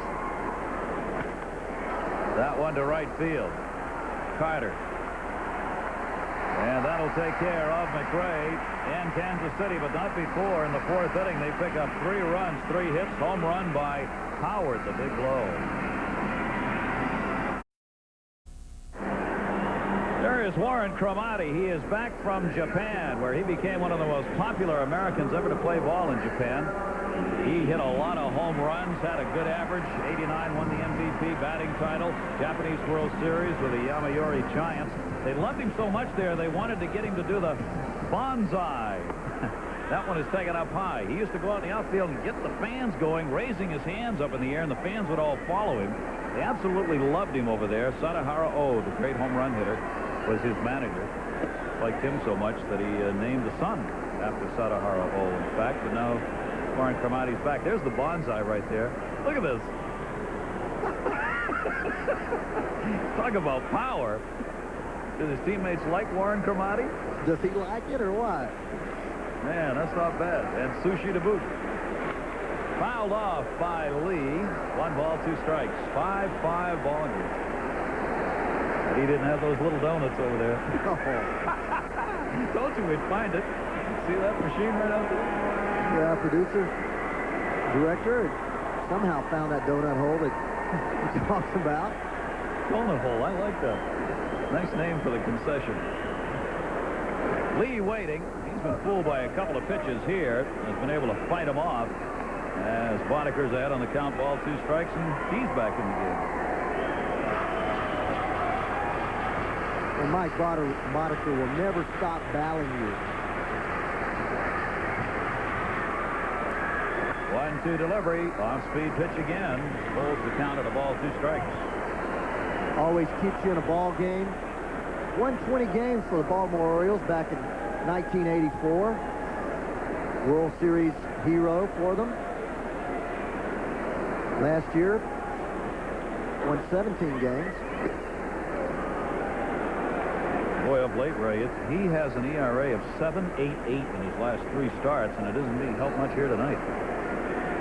We talked about that before the game. He just said he's not getting his changeup breaking ball over. And he has to do that. When Mike has to throw his fastball for strikes, when he's behind the count, people are going to hit him hard because it's almost like a BP fastball. 84, 85 mile an hour. When he follows the fastball with slow breaking balls and that drop down frisbee that he calls it, it's very difficult to hit his fastball. Lee to third. Dakota with a pick. That'll take care of Lee. 1 down here in the 4th inning for the Jays. I saw one number the Elias baseball analyst had that I had to read about 4 times in Bodeker. During the 2.5 seasons that he played with the Red Sox, he had a better winning percentage than Roger Clemens. Oh, man, I didn't realize that. And not by much, but I mean, by anything is a heck of a story. Well, looking back, he was 32-19. That's pretty good in anybody's book. Sure is. Strike on the outside corner. 1 down, nobody on. White up, singled and scored in the 1st inning. Not had much success against Monsieur Bodeker. 1-1. A little bit more about Mike Gary. This is his 8 straight seasons he's won in double figures, never winning less than 10 games. Foul ball off his foot. Very consistent. Mentioned 17 games last year, 15-89, 13-88, then a low of 10 in 87, then an average of 15 a game the 4 prior years with a high of 20 in 1984. Also led the American League, 2.79 earned run average in 84. McRae's now out talking to Hirschbeck just about where that ball went. Let him cast a little smile back there at White. White knew it hit his foot because it hurt. He's still in the batter's box. That's pretty brilliant. 1 ball, 2 strike delivery. Just missed. Good deal. I don't know what Rocket did to you, but Got you flying. I think it's those donuts. I was drinking the coffee now, but I just had a bag of those donuts. Off-speed pitch. Center field.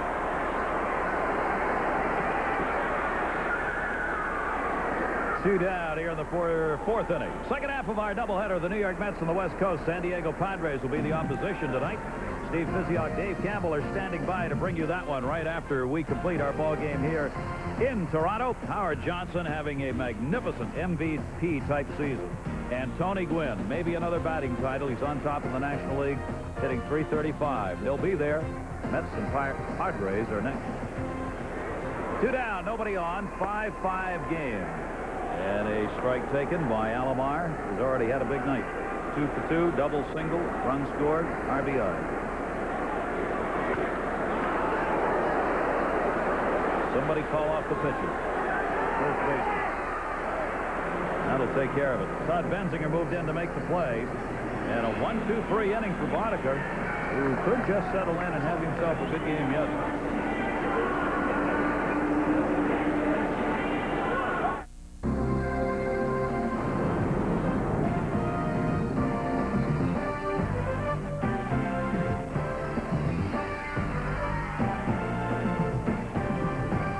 Inside the Dome in Toronto, Gary Thorne, Ray Knight. Delighted to have you join us here at a 5-5 ball game. Fire from over. Boddicker and Key still out there, even though they've both been jammed around. Jimmy Key to Brett. Got an RBI and a sac fly. Officially 0 for 1 at the plate in this ball game. Well, not only is the game tied 5-5, Jimmy Key, 80 pitches, 53 strikes, 27 balls. Second base, Salomar. Ooh, on away to Gary Miller. Gary, the Pirates have a 6-game lead in the East, but check this out. Bob Walk huffing and puffing after he had doubled in a run, trying to score on a single by Merced, and what was comical turns painful. A knee injury. Walk gamely gets in and scores the 3rd run, but he had to leave the game with that knee injury and turns over a 3-0 lead to Neil Heaton at the Astrodome. Back to Skydo. Well, we certainly hope that's not going to be a serious injury to Bob Walk. Danny Tartabull. 1 down, nobody on. Tartabull with his 9-game hit streak, heading for the top, trying to pass Kirby Puckett. It is a tight race for the batting crown in the American League. Puckett at .335, Tartabull .333, Ripken .332, Palmero .330, Boggs .321, and it goes on like that. Towards second base. What a shift that was. Perfectly played by Alomar, who was playing behind the back. 2 down.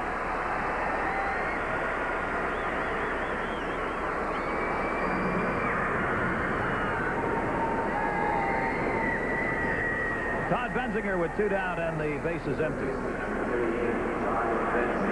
for 2 for Benzinger in this game. Royals in away games this season have done pretty well. They're 23-19. Surprise is at home where they're 23-29. A team that won 45 games at home last season has not had the kind of success at home you're going to have in Major League Baseball. They'll put the good numbers up.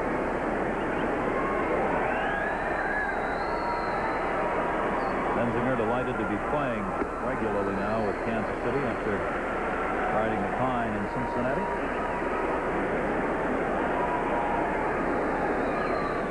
Still a star waiting to blossom. He's one of those players followed by the prospect tag for so many years. And now it starts to be with so many teams. Red Sox, Cincinnati, Kansas City. 1-2 by Key. Got that one in there. Left center field. Playable. Ducey. Well, both pitchers settle down as they retire the opposition in order. The last time out, we remain tied here at the Dome, 5-5. The Cleveland Indians for 6 seasons, then to San Diego, now back with Toronto. Any new adjustments? The only adjustments I had to make was just familiarizing myself with the pitcher staff once again. You know, going to National League was tough for me because I knew none of the pitchers over there. But coming back to American League, only being gone for 1 year, it wasn't that big of an adjustment because I still have to keep my notes in my head about how teams pitch me, and they seem to follow the same pattern. Gary, that's so true. After playing 11 years in the National League, went to the American League for a couple of years, and it was very difficult for me. You have to know pitchers, and In the National League, after seeing guys for 10 or 11 years, 4 times a season, you get to know them very well. American League is much more breaking ball league, though. A lot more split fingers and change-up type pitches. Oh, what I found. Nice play made by Pacoda. That was a snapshot. Short hopper down to third base, and Carter's 0 for 3. Hit that one on the money. 1 down. That's why Kevin Seitzer cannot get back in this lineup. He's healthy. He's been third baseman for the Kansas City Royals for the last 4 seasons, but Pacoda, 31 years old, spent 8 years in the minor leagues, done a tremendous job. This is just a reflex play here. Gets down, eyes right on the baseball. That's a tough play. That's a lot tougher play than it looks. Comes up, crow hop, strong arm. Good throw to first. John Olerud, first ball to left field. Thurman had to back up on it as that one carried pretty well. And Boddicker gets his second out as Boddicker's now retired 6 in a row. 2 hard hit balls, but as they say, right at somebody. Gary looking up, talking to McRae. Remember the fly ball was center field, Gary, that you alluded to earlier that McRae may have or should have caught, possibly. Looks like you're discussing the visibility out there. Ask them about that after this game, see what the problem is with that. Stands, of course, go way up here at the Dome, so you are almost always looking into people, seeing the ball coming out of shirts. And also, Gary, where that dome tucks in behind us is white. There's almost a white Astrodome type look. You remember how tough it was to see the ball in the glass of the Astrodome. On a high fly ball to center field, you're looking at the white roof here. If the ball gets real high, and it may be tough to pick up. How high the seats are here. Virtually, there are 5 levels. Folks are up there. Kelly Gruber, 3 ball, 1 strike count, 2 down, a 5-5 ball game. We're in the bottom half of the 5th inning with 2 away. Gruber hoping he can stay healthy. And he'll draw the walk. First given up by Boddicker, who has 1 strikeout and now 1 free pass.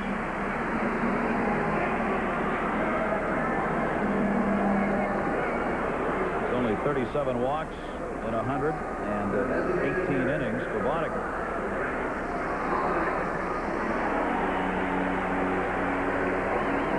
Kansas City gets back on the winning side of it. Get above that 500 mark. We're working that way, but it's going to be tough here in this series. 2 down, runner at first base. Boddicker will make the throw over.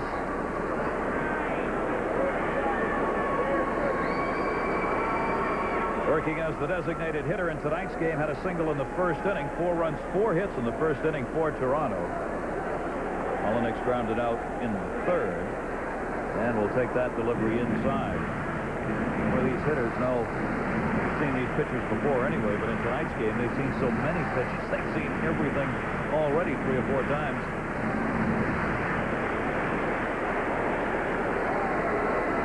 Toronto Blue Jay team that we mentioned hits so well here and scores so many runs here.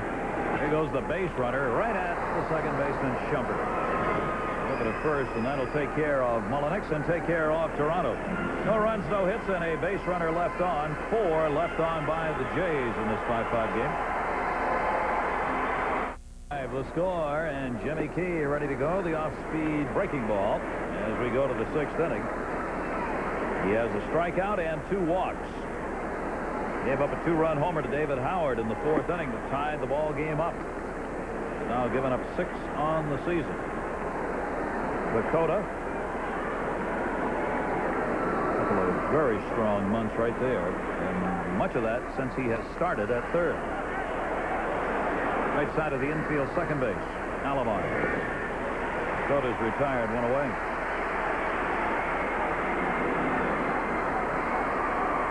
Will Yogi Berra return to Yankee Stadium tomorrow? Baseball fans, keep an eye on it. It's Yankee Old Timers Day. I mention that only because it's one of my favorite days in baseball, and I've been a Red Sox fan all my life, but boy, there was something about an Old Timers Day at Yankee Stadium. And what a special one it is this year. DiMaggio's 56-game hitting streak, 35th anniversary of Larson's perfect game, and the 30th anniversary of Roger Maris's big home run season. Ducey, no. Yogi Berra said, "I'll never return as long as George Steinbrenner's involved in running the club." And he has not said publicly whether he's going to show up tomorrow or not, but I have a feeling Yogi's going to be there. Well, I hope he's there. He's synonymous with the Yankees. You cannot think about a great Yankee unless you think about the Yog. And I saw him last month at the Mets old-timer game back in Shea. Actually managed the Met club. He hasn't been back there since 1985, Yankee Stadium.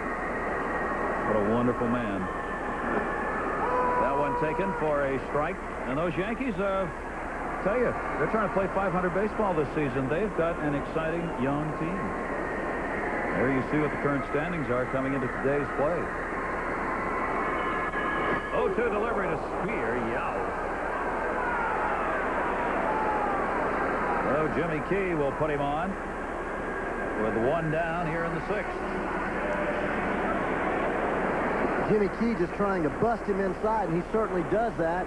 Fastball right under the armpit. Spear glances out at him. You see Border setting up inside, and Jimmy having that great command, trying to get it, make sure he gets it inside. After Spear hit that ball 325 feet down the left field line on the prior pitch. So Spear gets hit by a pitch for the first time, and the speedster bunting it foul. Terry Shumpert. Strike one.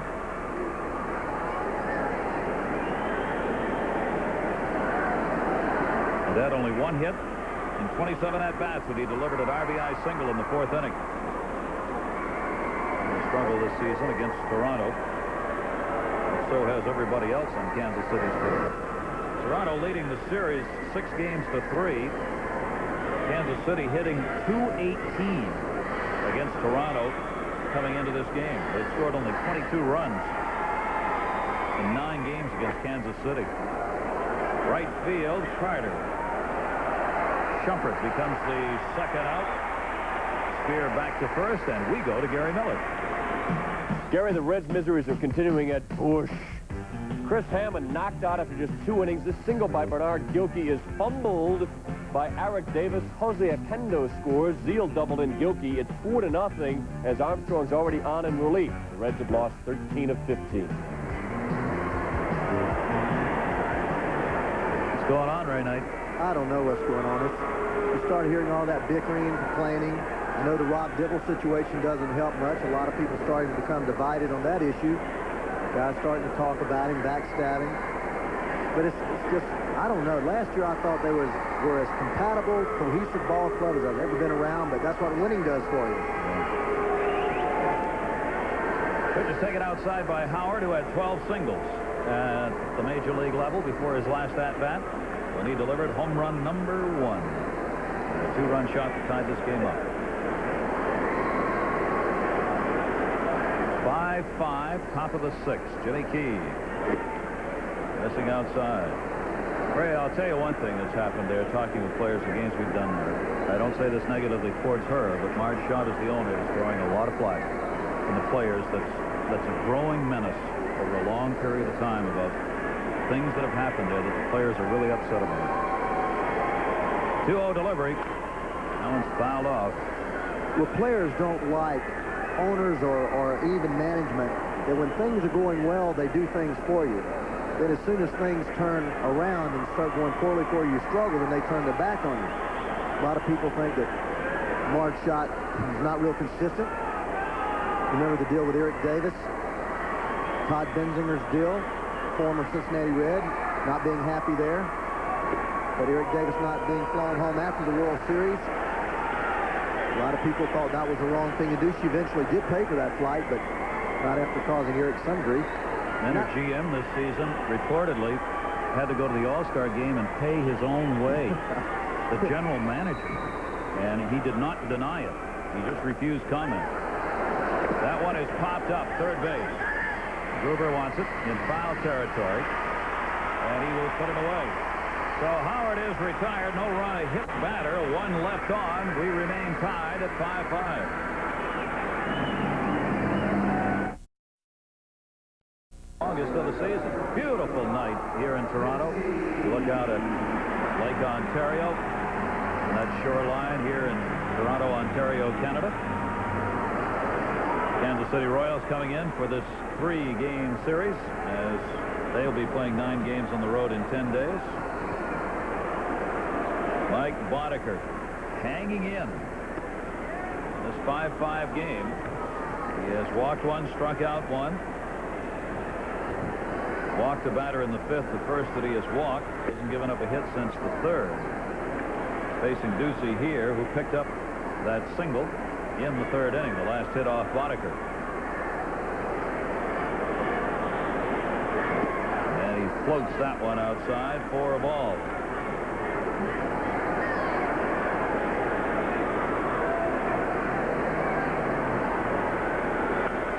Fouls that one back.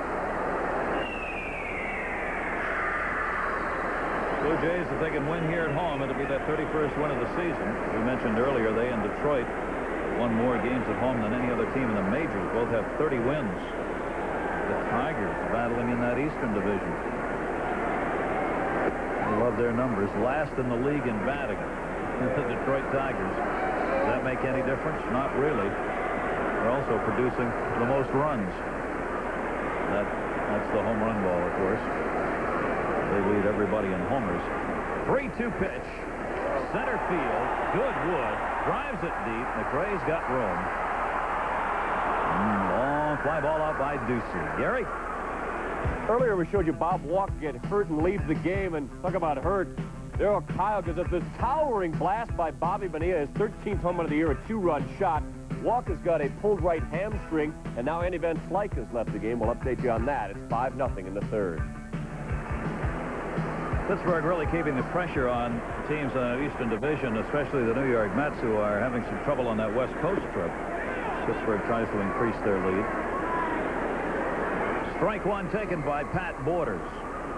Borders has gone 0 for 2 in this ball game. Barry Thorne, Ray Knight on this first half of our doubleheader from the Dome. Take a look at the catcher.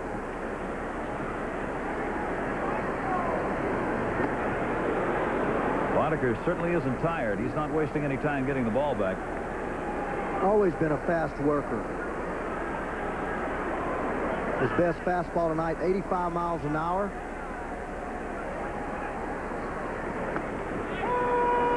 Averaging about 82 miles an hour. A couple of pitchers who go a little over the major league average in their starts as far as innings pitched. You baseball fans, this day and age, what would you think the average is for a starter? That one to right field and a broken bat, late start. It'll be hauled in by Tartable. The outfielders aren't having trouble picking it up. Are you asking me that question? You probably know. Oh, I don't. What would you think? I would say 6 innings. Yeah, 6-1 is the major league average for starting pitchers. And both of these pitchers, Boddicker and Key, have gone 6-2 this season, which is a little more than Jimmy Key did last season. He worked under 6 innings per start last year. 2 down here, nobody on in this 5-5 ball game. It'll bring up Lee, who had a single in the 2nd, grounded out in the 4th, and he will step up.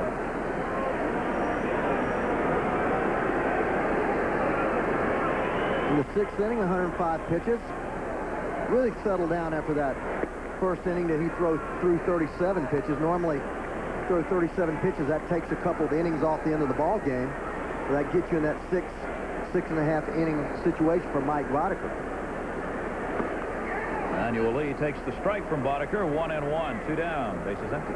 Another thing too, Gary, when you're a control type pitcher as Key and Boddicker are, seldom do you get to go into 7th, 8th inning. When you start losing it and lose a little bit off that fastball, then you are in trouble.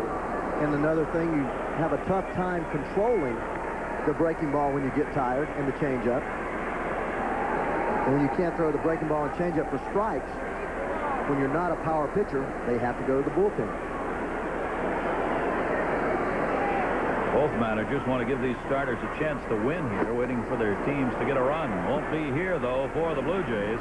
That is Boddicker's 2nd strikeout as he gets Lee and retires the side in order here in the 6th inning.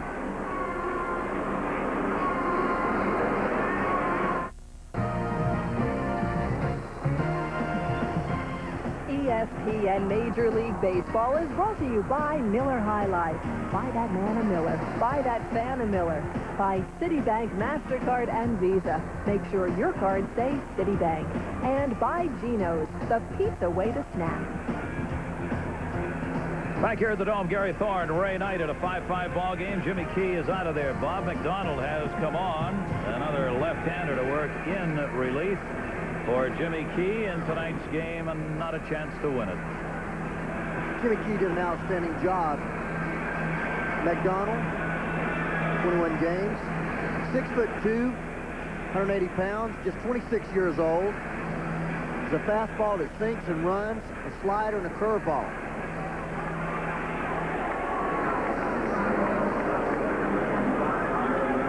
Here's the performance by Jimmy Key, but it's an ND, non-decision.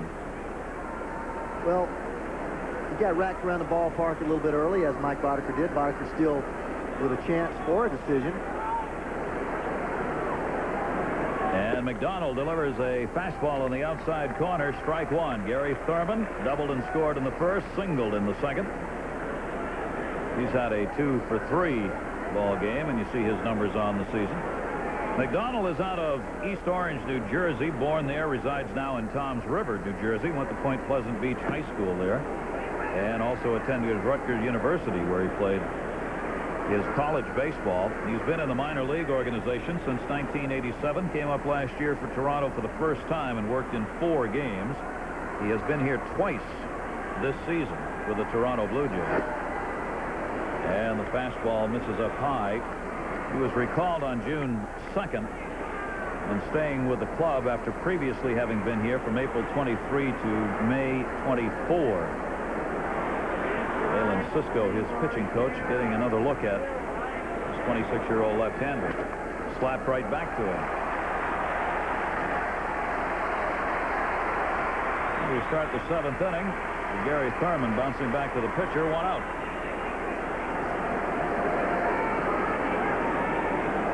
One down, base is empty. It will bring up McRae.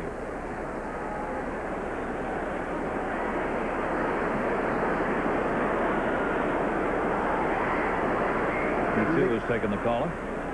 Yeah, he has, Gary. McRae is, they project him to be a number 3 hitter. He has extra base power, runs pretty well, not afraid to drive in runs. The consensus is among scouts that he's a better hitter with runners in scoring position, and he seems to concentrate and bear down more. Hit number 2 now, and he'll be hitting there for a long time, as long as George Brett's around. Will be doing that. Get a chance to use his speed a little bit there, a little hit and run action. He'll lay the ball down when he gets the opportunities. It's not those smiley stickers have gone out of style. He's got one right on his helmet. That one to right field. Carter got a good break on the ball, but not going to take a chance going to second base. McRae's going to take a chance. Carter got it in. The relay throw to first. He is gone.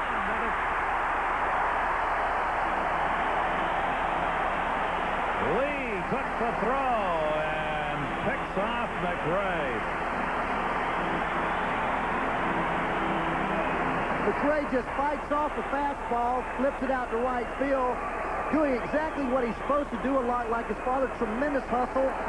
Carter coming up, wheeling and making a throw, blind to second. And again, Manny Lee turning the same way and making a perfect throw. Very aggressive McRae, but great defense there. Watch how Carter just whirls here and throws blind to second and throws a seed. One hot, Manny Lee makes a good play, whirls and nails it. Nice play all around as Brett goes after the first pitch. Strike one. 9-6-3 on the putout. You see that tremendous arm of Carter. And McRae discovered about that great arm the hard way. And Manny Lee took a big chance, and he side swiped that ball, picked it on the short hop. If he misses that ball, it goes all the way to left field. That's why Carter, because the game was close, didn't try and make a shoestring catch on that ball. He didn't want it to get around him because that would have potentially been an inside the park home run, so he wisely held up and played it on a hop. And Brett takes the pitch down low. 2 balls, 1 strike, 2 down, nobody on.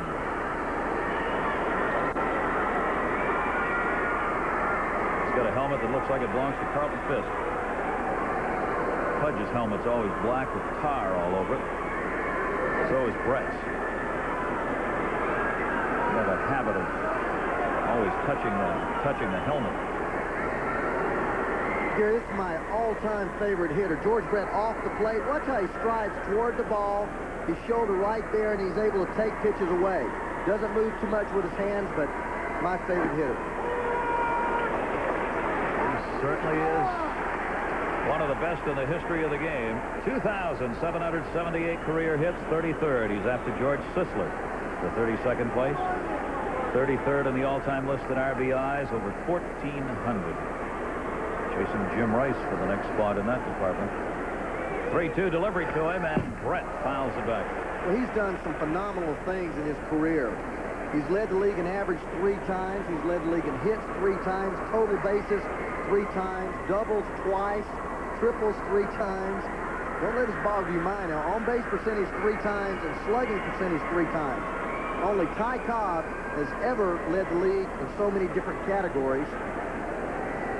Different variety of categories. This man is just a tremendous player, power-wise, RBI-wise, average. And he's on. As you said, he will take the pitch when necessary. McDonald gives up the walk. It comes with 2 down and makes that play ahead of it on the single by McRae being thrown out. Even more important. Runner on and 2 away.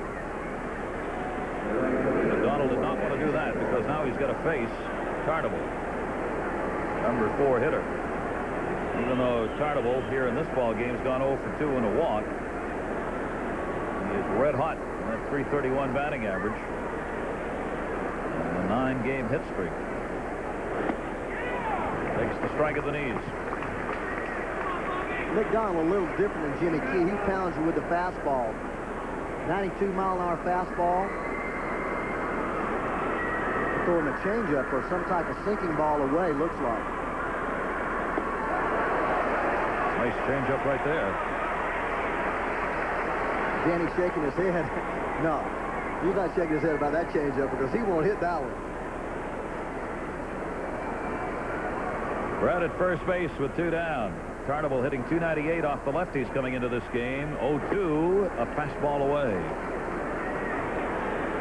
Well, you can see why McDonald's here. He can throw strikes with that fastball and then come in with that off-speed pitch. Looks like the difference is about 15 or 20 miles an hour. That'll get you some outs. Tartabull with a 1-2. Evens the count, 2-2. Gary, I always thought that the harder you threw, the better off you are. Certainly, if you don't have control, that's the case. But seemingly nowadays, the pitchers that are really effective, especially left-handers, are guys that throw a lot of off-speed stuff. Sink the ball, keep it down in the strike zone. I don't care how hard you throw that fastball. If you throw it over the middle plate, they're going to hit it. 2-2 delivery. Tartabull fights it back. We've got him throwing a 90-mile-an-hour fastball and a 73-mile-an-hour off-speed breaking ball. That's a very nice differential from his perspective. Benzinger waiting on deck. 2 balls, 2 strikes. Game tied 5-5. Top half of the 7th inning. The big house at the Dome. Fought back again. Tartabull, even though he is the free swinger, he'll foul off a lot of pitches. He's able to get out over the plate. You're going to see, watch how he cocks himself, and he gets everything going. Now, this is 2-strike swing. That's a 2-strike swing, but what? He just lets everything go. Right on the barrel of the bat. Very pretty right-handed swing. Powerful. Powerful. Got him. There's the off-speed pitch. So Tartabull becomes the first strikeout victim of McDonald. From the Dome, it's 7th inning stretch time. Toronto and the Twins came into the evening with the best records in the American League. Minnesota gave Kevin Tapani a 2-0 lead. He had the shutout until Darrell Hamilton hits this ball that gets past Newman and skids all the way to the baggie. Molitor a double in a run. Hamilton comes to 3rd on the up by Newman and later scored. Milwaukee has a 3-2 lead. Let's go to the Sky Dome. Watch out for that baggie. Bottom half of the 7th inning, 5-5 ball game. Bodeker's settled in, retired 12 of the last 14 he's faced. They got 4 runs off him in the first, 1 in the second. He's given up only 1 hit and walked a batter since then. So he's really settled into this ball game. Jays out hitting the Royals 8-7. Jimmy Key gone. 6 innings, 5 runs, 6 hits, and Boddicker floats the butterfly in on White. Got his hit in his first at bat.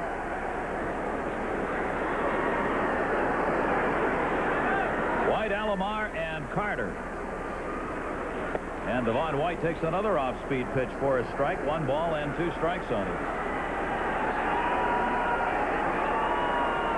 He's had a rejuvenated season here with the Toronto Blue Jays. He's an all-star center fielder who suddenly found himself back at the minor leagues a couple of years later. Now has found a new home, leaving the California Angels, and the bat's come alive again. 2-2 delivery to him. Breaking ball fouled off. They are averaging 48,747 here at the Dome. Nobody's doing better. Even the Los Angeles Dodgers. They are averaging 41,917. Check swing, foul ball. They've already broken another record. They've reached the 2 million mark earlier than any team in Major League history. Look at these numbers. You talk about a money machine. Open those gates and comes out all Canadian dollars. 2-2 delivery. Got him. White didn't think so, but Boddicker's got his 3rd strikeout. He struck out 2 in a row now. He got Lee in a called 3rd strike to end the 6th. And he gets White here in the 7th. Well, we've talked about location and control. Look at this ball. Ball moves a little away. We've got a little slight angle, but too close to take. You have to be able to foul those pitches off. Devon started to the ball, decided it was away. Oh, shoot. Oh, gosh. Alomar takes the strike. Will those expansion teams be able to draw anything like this? Miami and Denver. They're certainly hoping that'll be the case. We will see when they get into play. Denver put out some interesting numbers. The ball's supposed to travel 10% further in that mile-high altitude in Denver, so these are the proposed dimensions for the new Colorado Rockies. We'll put those up there again for you. This looks like a mighty long poke, but what they're trying to do, they're trying to make the dimensions longer so that it will equalize itself with the ball carrying further, so it'll be comparable with other Major League parks. That one down the line, and that's going to be a base hit.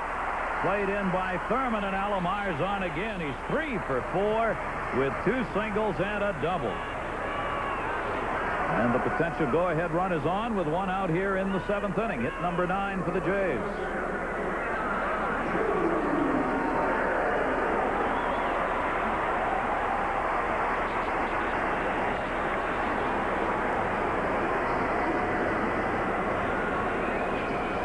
Middle of the order now. Here's Carter. He's due. 0 for 3. We certainly wish the folks in Denver and in Miami best of luck as they put together Major League ball clubs.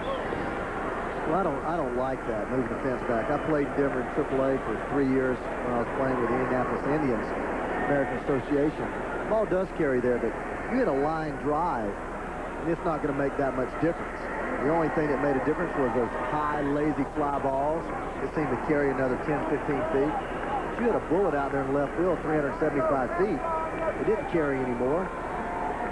Shoot. You don't want those fences back there. I don't. I can tell. There's why they're keeping an eye on Alomar at first. Carter is going to come through with a base hit. Alomar makes the turn. Gary Thurman will get it back in a hurry. 1st and 2nd and 1 out.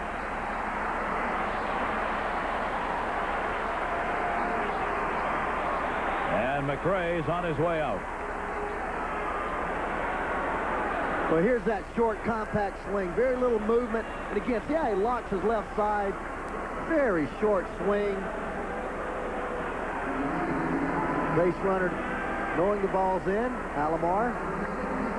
Ball hit so hard he had no chance to go to 3rd base. That is going to be it for Boddicker as he has given up his 10th hit in this ball game. And McRae decides it's time to make the change with Alomar and Carter getting the singles after White struck out. So Boddicker, who had retired, as we said, 12 out of the 14 before this inning, ran out of gas here, but he sure gave it a whirl. He's not going to be able to win this ball game. and could lose it, as he will be responsible for the 2 base runners who are on. And it'll be up to the bullpen now to try and get the job done. From the Dome, game tied at 5-5. Boddicker heads up. It's the first-place team. The Angels have fallen the next to last in the West, with Mark Langston, their aces, on the mound, facing Scott Sanderson at Yankee Stadium. Louis Polonia hits one deep to left. Going back is Hensley Mullins. Over the shoulder grab makes the catch. Dave Gallagher scored. Joyner later knocked in a run, and Langston's pitching the shutout. It's 2-0 in the 5th. Let's go back to Skydo. Thank you, Gary. And there is Mike Boddicker out of the ball game after 6 1/3 innings work. You see the 10 hits given up. Those are the numbers for him. He's responsible for the 2 base runners. And if not for the play in the first inning with McRae, only give up 2 runs.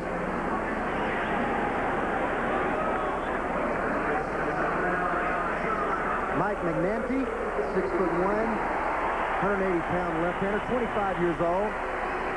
Fastball, slider, screwball. Did he use it for a changeup? Magnanti out of California will come in with runners on at first and second. Alomar at second. Carter at first. 1 down. Bottom of the 7th inning. Game tied at 5. And he faces John Olerud. Takes the pitch for a strike. The left-hander brought on to face Olerud, who this season is batting .261 off the lefties. Olerud has had 1 home run off the southpaw. Magnanti graduated from UCLA in 1988. A Bruins baseball player who got his degree in applied math with a computer science specialization. Boy, computers earn run average. Ding, ding, ding, ding, ding. Only played 3 years of minor league ball before being called up this season for his first major league work. He's worked 15 games all in relief. Allowed 3 earned runs in his last 8 2/3 innings of relief pitching. And Olerud takes it down low. Got a good one underway as it broke out early and then is settled in from the Sky Dome in Toronto. Gary Thorne, Ray Knight. 5-5 ball game. Toronto scoring all 5 of their runs in the first 2 innings. Kansas City 1 in the first, 1 in the second, 3 in the 4th. 2-run homer by David Howard. The blow that tied this ball game up. Magnanti to Olerud, fouled off, 2-2. John Olerud going to be a great hitter. That's something he does often right there. He takes a practice swing almost after every pitch. Said it's just a habit that he started his college days at Washington State. He has power. He's a very smart hitter, too. You see him starting to choke up on the bat now with 2 strikes. Hits the ball the opposite way as well as anyone. Runner goes at first. Whoa. Carter took off for second base, but Alomar wasn't going to third. Well, Gary, actually, Alomar started and stopped, and Joe Carter always moves off the runner at second. And when Alomar started, Carter started, Alomar stopped, and Joe didn't stop quite as quickly. He's half the way down to second base. And obviously, they were playing well behind him. Benzinger, the first baseman, was way back, couldn't get to the bag in time for any play on it. 3 ball, 2-strike count on John Olerud. 1 away. And Olerud back to the middle. Double play ball. They go to short 1. Relay is in time. So Magnanti comes on to Howard to Benzinger. They get the double play. We've completed 7 here at the Dome, and it remains 5-5. Break, and after an hour's rain delay, they finally got things going at Yankee Stadium, and they're really going now. Against Scott Sanderson, Wally Joyner going to the deepest part of the park. Bertie Williams giving chase, goes up and catches Wall, but no ball. Loses his glasses and his hat, and the Yanks are losing the game. Langston pitching the shutout. They're up 4-0. Back here at the Dome, there's somebody looking for that go-ahead run. Right now, it'll be the Kansas City Royals. Todd Benzinger working against McDonald. And it's up high, ball 1. Benzinger, Pecota, and Tim Spear due up at Western Division. Look, only Kansas City, the team not playing 500 baseball. Even California not that far away, and they're next to last place. It is going to be a battle. Donald wanted the call, did not get it. And the count is 2-0 on Benzinger.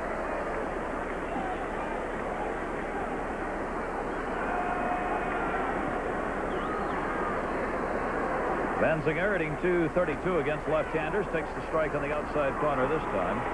That'll take the count to 2 balls and 1 strike.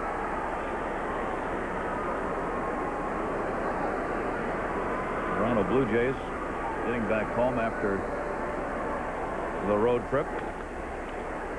Finished up in Chicago. They're playing a string of games against the Western Division. They hope it'll pay off here at home.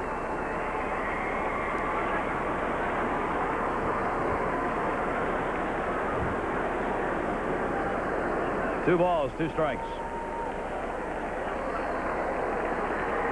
Benzinger, 6 strikeouts, couple of walks since coming over his 14th game.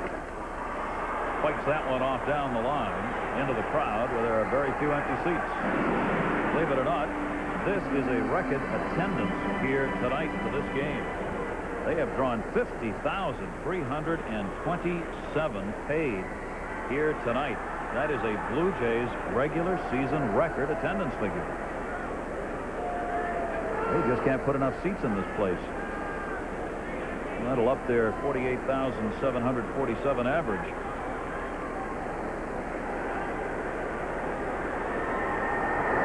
Swung on and missed as Benzinger chased it.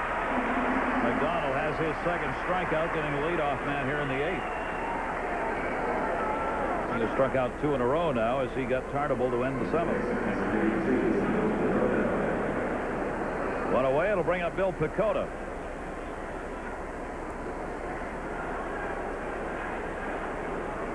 Pecota singled and scored in the 4th inning when the Royals came from behind to tie this game up. They trail at one point, 4-1 and then 5-2. Pecota started the 4th with a single. Terry Shumpert had an RBI, and then he scored on David Howard's 2-run homer. McDonald pushes that one in, too far in for strike 1-1. McDonald still throwing extremely hard. The fastball to Benzinger up 90 miles per hour. Yet to throw a fastball under 90 miles an hour.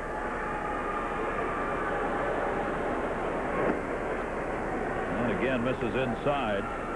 Taking a look at Bob McDonald's numbers, he's always been a reliever almost from day one, minor league level, after coming out of Rutgers University. Pops that one up and out of play. Double-A ball in 90. He had 54 strikeouts in 57 innings.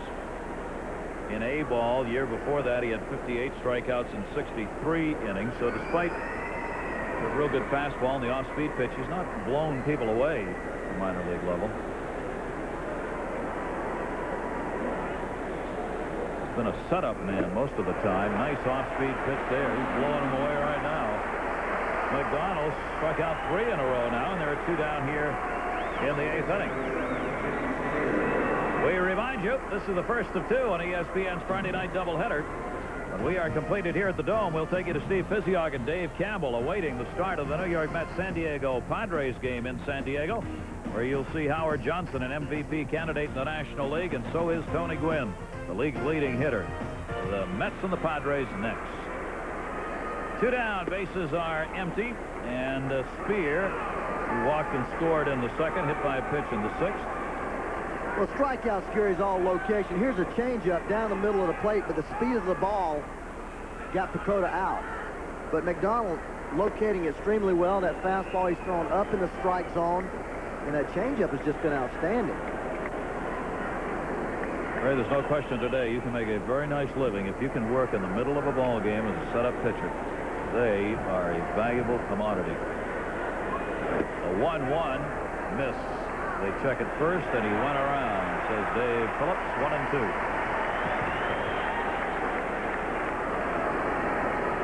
Well, when you throw 90 miles an hour, you have a tendency to start your bat a little sooner. Here's a slider in off the plate.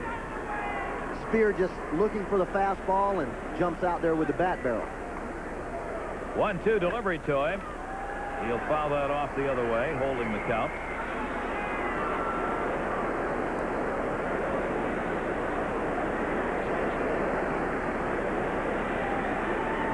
Rookie getting his opportunity, as we said, because of the injury that has taken Mike McFarland out of the lineup. for 6 to 8 weeks. Spear is going to get a chance. Just got a piece of that. He was through badly. Garrett, he was fooled, but this is a hanging breaking ball. Now, this is why you get in trouble. That's just a breaking ball that spins in there about thigh high. That's a pitch you have to hit. Guy throwing 90 miles an hour, throwing changeup 73. When he hangs a breaking ball, you better put it in play. Didn't get a very good cut at that one, huh? 1-2 delivery to Spear. That one is up the middle for a base hit. Bobbled in center, but not enough for Spear to move up as White will get it back in. So McDonald gives up a 2-out single here in the 8th inning, and Spear is on. First base, keeping the inning alive with Terry Shumpert coming up. Spear, recall, from Omaha, where he was playing AAA baseball and was hitting .274 there. Pretty good average at AAA. Now Shumpert, who delivered a big hit in the 4th, picking up an RBI. McDonald's fastball drilled into the corner, and it is a foul ball. You can see there's so little room over there. Outfielders in right and left field, when they get down into the corner, it is really tough because the stands come right out to the foul line. You start charging over there trying to make a play, you've got to be careful. You've got about 1 step in foul territory. Shumpert mentioned McRae and Adrian Garrett working on him, trying to get him to go up the middle and stay on the baseball. You see there how he keeps his head down, almost forcing that ball out to right field, Gary. He is staying down, isn't he? He really is. But they work on it every day with that soft toss and the batting tee, trying to get him to feel natural about hitting the ball the other way. Terry, not real strong, very slender, quick man, wiry type physique, has to learn to hit the ball the other way. He's only 2 for 19 this season against the Blue Jays. Been a real struggle for him hitting against Blue Jays pitching. 5-5 ball game. Top of the 8th inning. The relievers are now the pitchers of record, Magnotti and McDonald. And McDonald, this is down low. Waters had it right underneath him. Finds it in time to hold Spear at first base.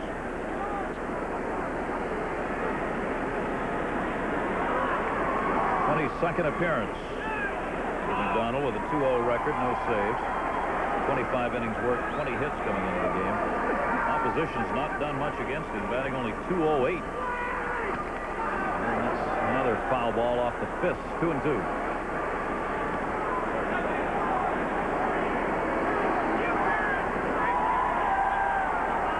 Joe Carter, playing shallow in right field, moved in a couple of steps. Thurman, not a lot of power. Center field straight away. Left field a little deeper. Don't want to let a ball get by you here. Playing a no-double situation. That runner on first will score. Old rule holding the bag. McDonald. Lob toss over that time. Base runner Spear. 2-2 to Shumpert. Foul back again. Shumpert is still a rookie. He got in 157 days last season, but still retains his rookie status, as most of the last year was spent on the disabled list. He hit .275, but just 32 games and only 91 at-bats for the Royals. Here's the 2-2. Shallow right. Second baseman wants this one. Easy play made by Alomar. And Shumpert's retired. No run, a base hit, one left on, and the runs came quick early, but not since the 4th.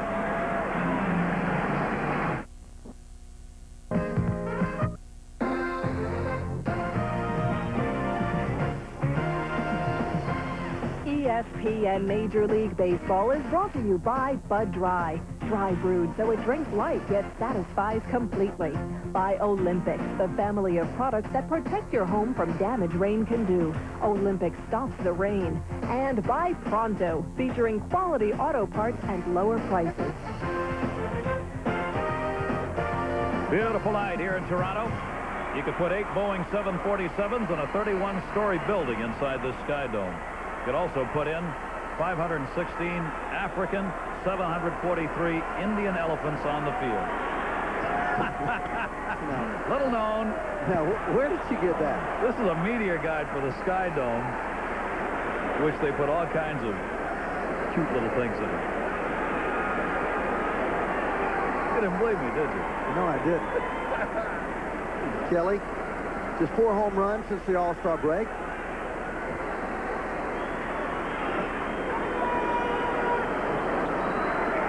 To see how his production has just continued to rise from 86, 31 home runs last year, has 10 home runs this year, missed a lot of the season with that hurt thumb.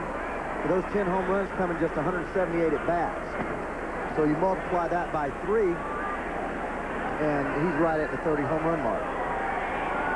You wonder where the Blue Jays would be as far as their distance in the lead if Kelly Gruber had been healthy all season, playing up with his usual numbers. As an offensive force. The 1-2 is a base hit the other way. Off Magnati. A leadoff single for Kelly Gruber. Now let's check in with Gary Miller. Gary, at Baltimore, the A's and O's were tied at 3. Dave Johnson fresh from the disabled list. Able, but seriously pissed with the bases loaded. Ernest Riles with a grand slam, the 3rd of his career. And Brooke Jacoby been traded to the A's. Riles not ready to give up third base. It's 7-3.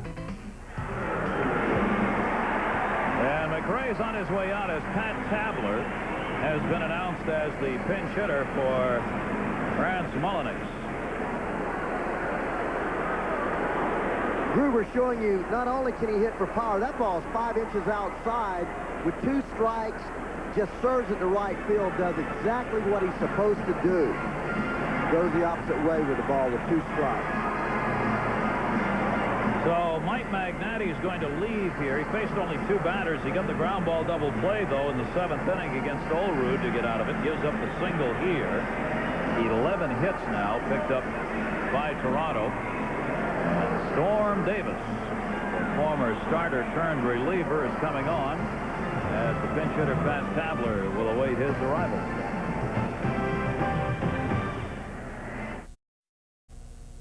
Earlier in the game at the Metrodome, Chili Davis hit his 22nd home run, but Milwaukee had a 3-2 lead with the Twins batting in the 7th. Chili does it again, this time doubling inside the left field line, and Jarvis Brown, pinch running, ties the game at 3. Twins still threatening. It's 3-all with Milwaukee as they play the 8th.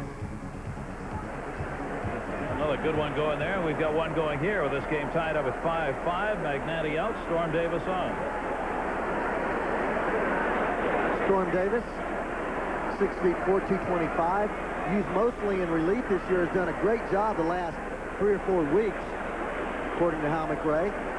Expect the bunt here in bottom of the 8th inning. One reason why Cito Gaston does not make a move to go to his bench. Tabler is the pinch hitter. Does square around, takes it, and it misses for a ball. Game on the line now, bottom of the 8th inning, and tied up. Tabler's job to get that runner moved up. Tabler has had 1 sacrifice bunt this season. He's 6 for 14 as a pinch hitter with 4 RBIs. Cito Gaston making the move to get him in for Mullinix. Gary, a lot of times when you get the count in your favor, the manager will give you a hit and run, especially a guy that handles the bat the way Pat Tabler does. Doesn't pull the ball, but he's doing the right thing. Toronto last year was just brutal fundamentally. They didn't run the bases well. They did not bunt well. Made errors at crucial times. This year, much more sound fundamentally. These things are racking up wins. Storm Davis looking into Tabler, who's batting .357 against right-handers this season. He's got Kelly Gruber on at first base, nobody out. And he's holding him as close as he can, hoping to get that ground ball double play. 1 ball, 1 strike. 11 hits for the Jays, 8 for the Royals.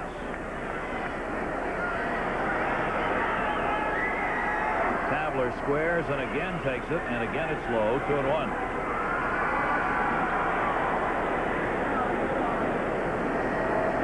Just as we expected, this ball game, which looked like it was going to be a slugfest at the beginning, has really settled in. Key and Boddicker, the two starters, settle down, and now the relievers battling. Bunts it fair. Benzinger does not go to second, makes the play to Shumpert covering at first base. So Tabler will be credited with the sacrifice, getting Gruber down to second with one away.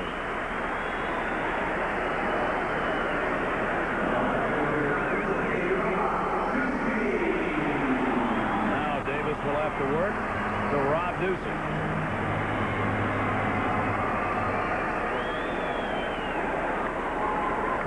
First base open. Pat Borders right-handed hitter next. I wouldn't be surprised if they walk Ducey here.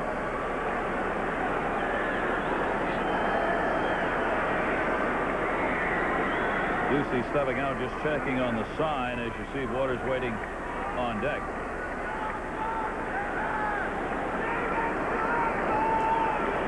Davis way inside, probably wanting to see if anything was going to happen right there. The Storm's going to pitch Rob very tough. Rob, good contact hitter, 2 hits tonight. Pat Borders on deck. Manny Lee, switch hitter in the hole. Ducey 0 for 5, lifetime against Storm Davis. 1-0 delivery to him. Fouls it back, a ball and a strike with 1 out. Potential go-ahead run waiting at second base. Ducey singled in each of his first 2 at-bats, flied to center his last time up. Cito Gasson has Myers and switch hitting Mookie Wilson on the bench in case he does want to pitch hit for Borders.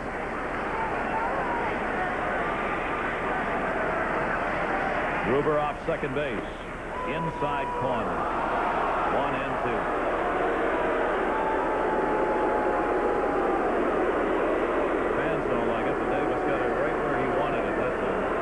Fans are booing, but that's a great pitch. Storm Davis has always had good movement. This ball starts inside, moves right back across the plate. Catcher kind of stabs at the ball, but that's a good pitch. 1 ball, 2 strikes. And Ducey foul tips it. Borders could not hang on to that one. Storm just could not hang on to it. Excuse me, Gary. Storm just going right at him, pumping fastball after fastball. That's 6 fastballs in a row. This Storm has thrown since he's coming to the ball game. He won Wednesday night's game, his first win in relief, and his first win since April 23. Lost 6 games in a row. Working here with Kelly Gruber, getting the lead at second base. 1 ball, 2 strikes again to Ducey. Bounce, nice stop made that time by Spear, and Gruber stays at second base. 2-2. Don't forget the second half of our doubleheader, the Mets and the Padres from San Diego. Steve Pizzion and Dave Campbell will have that second half of our Friday night doubleheader of baseball here on ESPN. It'll be coming right along as soon as we have completed this one. Hojo and Gwynn and company. Mets and Padres. 2 balls, 2 strikes. Gruber getting a pretty good lead at second. It won't matter on that one. Davis comes on and gets the strikeout of Ducey, and now there are 2 down with a runner on at second base, and Borders due up.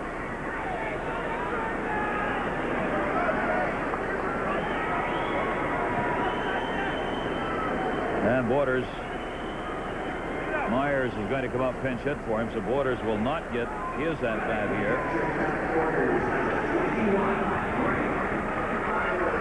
Myers, who has been doing a lot of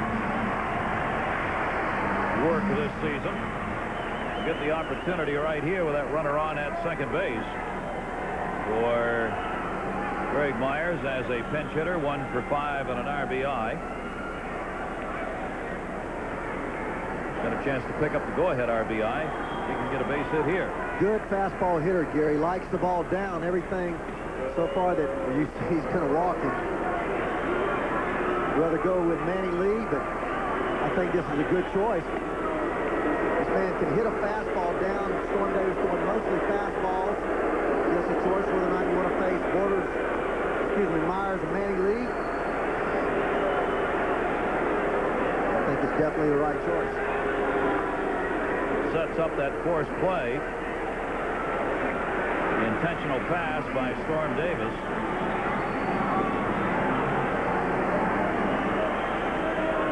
One note, Manny Lee is 9 for 21 lifetime against Storm Davis. That's a .429 batting average.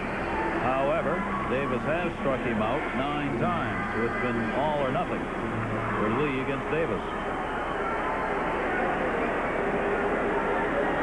So the game on the line. Runners at first and second. 2 down. Bottom of the 8th inning. 5-5 Davis. It seemed way out in front of that one. Strike one.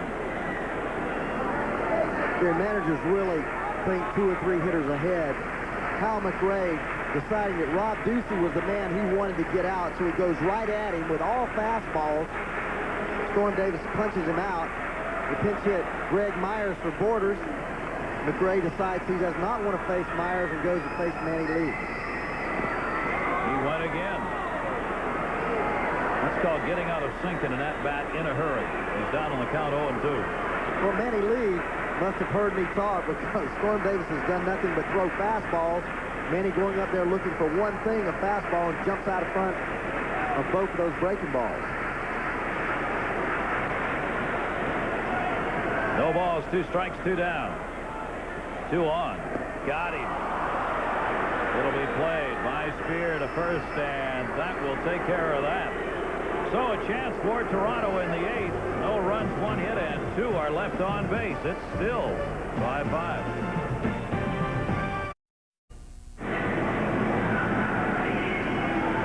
Well, the biggest crowd ever for a regular season game. Getting to see a good one here at the Dome. 50,300, 5-5, and we're going to the 9th inning, and we will see the 3rd Blue Jays pitcher.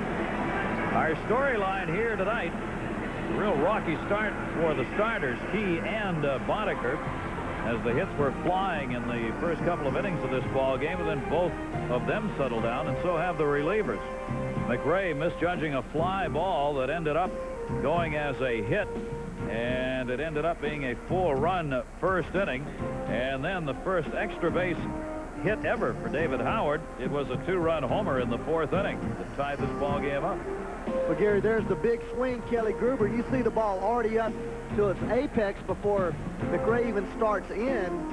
So you're exactly right. After seeing that thing again for the 3rd time, that ball was well up into the air before McRae ever made a move on it.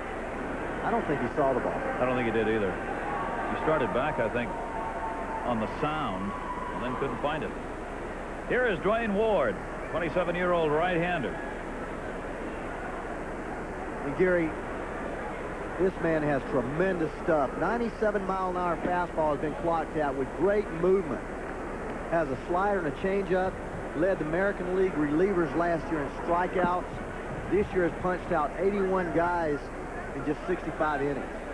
And he's facing Kurt Stillwell, who has come on to pinch hit for David Howard. And Stillwell takes the strike on the outside corner. Stillwell, the switch hitter, 0 for 6 as a pinch hitter. 300 right-handed, 231 left-handed. 5 home runs, 4 of them have been hit from the left side. So Stillwell leading it off for the Royals in the 9th inning. Dwayne Ward's delivery is fouled off. Right off the top hand on the fist, a ball and 2 strikes. Well, this is quite an assignment. Kurt Stillwell sits over there for 3 hours and then comes in and faces a guy throwing 96 miles per hour. The last pitch, slider, but the fastball prior to that, 96 miles per hour. It's bringing it. That's bringing it. 1 ball, 2 strike count. Gary Thorne with Ray Knight and our crew here in Toronto in this first half of our Friday night doubleheader on ESPN. 1-2 delivery by Ward. Again, tap foul as he went for the outside of the plate. Ward is averaging 1.2 strikeouts per inning this season. Again, he's collected 3 saves against Kansas City this year.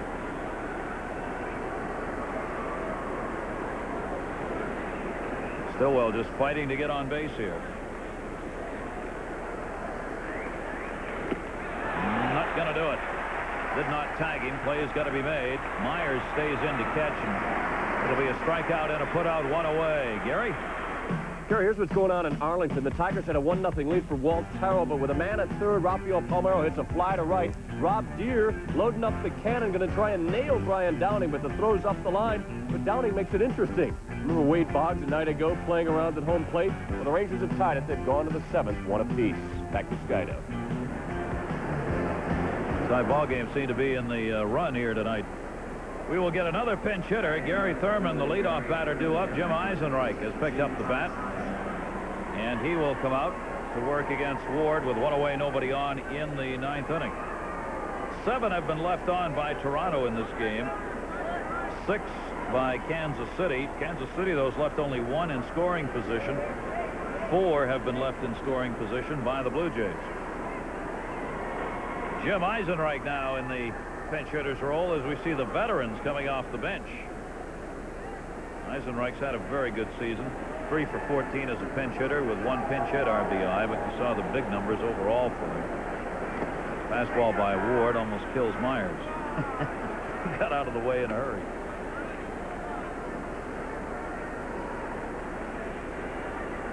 The only pitcher in the majors to pitch at least 100 innings in relief during each of the past 3 years. That's Ward. Boy, he's just got that free and easy motion, that real limber arm, and 6'4", 220 pounds. 1-1 count, 1 away. Eisenreich not going to catch that heat. 1-2. Jimmy's a good fastball hitter. He hits a lot of balls to left field, but he tends to put the ball in play. He's going to have to quicken up a little bit. Start swinging on the windup. Eisenreich towards second base. Alomar makes the play to John Olerud, and there are 2 down. 2 away, nobody on. Ward coming on, getting it done. Will now face McRae. Don't forget, second half of our doubleheader. Mets and Padres. They are just about ready to get underway in San Diego. Hojo and Gwynn, Mets and Padres. Steve Physiog, Dave Campbell have that for you just as soon as this one is completed here. 2 down, nobody on. Grounded foul. Looking ahead, White, Alomar, Carter due up. The bottom of the 9th inning for Toronto. Gray's hit last time up, single, got thrown out though at second base. Made a big turn, tried to stretch it into a double. Play went 9-6-3 to get him. And Myers blocks another one. Just about the point where Greg Myers said, you know, I've been sitting on the bench for 8 innings. Maybe I just should have stayed there for one more. He's taking 1 off the left arm and 1 off the chest. And those balls tear you up, Gary. I caught a little bit in my career, and that's that hard slider that he's getting on top of, and that spin just makes that ball bite right into that body. Luckily, he's catching most of those on the chest protector, but start getting elbows and forearms. Ouch. 1-1. Bottom fell out of that one. 1 ball, 2 strikes. Well, we talked about how great his fastball is, 95 miles an hour. His changeup is devastating. He's thrown 2 or 3 of those tonight. That last one. Gone. Oh, Ward doing exactly what he gets paid to do and does consistently. Retires the side in order, striking out 2. Toronto bottom of the 9th inning. Chance for a last at-bat win. Well, let's see if the Toronto Blue Jays can get one in their last at-bat under the luck of the full moon here in Toronto. Oh, what a beautiful day. Last couple of days. Just cool enough for the warm sun and perfect night. Dome open. Leadoff batter, Devon White. Singled and scored in the first, 0 for 3 cents. 5-5. Jays try and pick up win number 57. While the Kansas City Royals are trying to keep a 5-game win streak alive. Storm Davis on in relief. Working on the mound against White. Right field. Going back on it deep. Carter ball off the wall. White on on his way to second base. A lead-off ninth-inning double.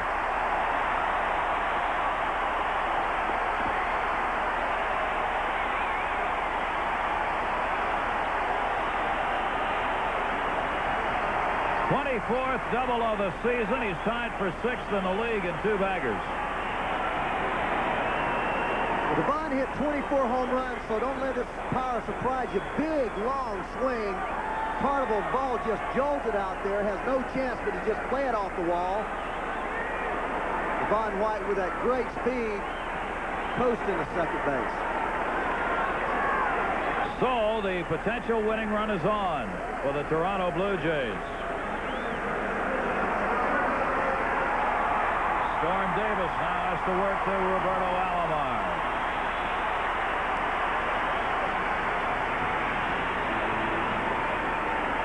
Let's see what they have him doing here. Dakota at third, playing in, looking for the bunt. Benzinger creeping in at first. There it is, down to third, but it is foul. Strike one. This is such a tough play for a third baseman. Dakota plays, Ray, that's your position. Well, Gary, you're caught. The third baseman is pretty much on the line. The bunters are taught to bunt the ball hard down the third base line to make the third baseman feel the ball. It's really not that difficult if you get in your mind's eye anything down the line you field. Off the glove, runner going to third. Shumpert will make the play. When off Storm Davis's glove, it gets the runner moved up. 1 out.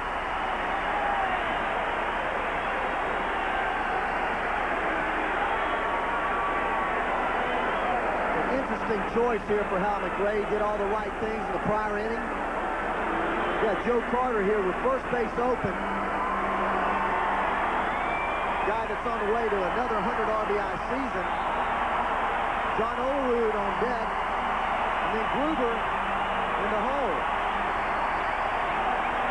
He's going to pitch Joe Carter very carefully here. Try to get him out and break him balls, I imagine, away. Probably walk Olerud if he gets him out. Try to get Gruber.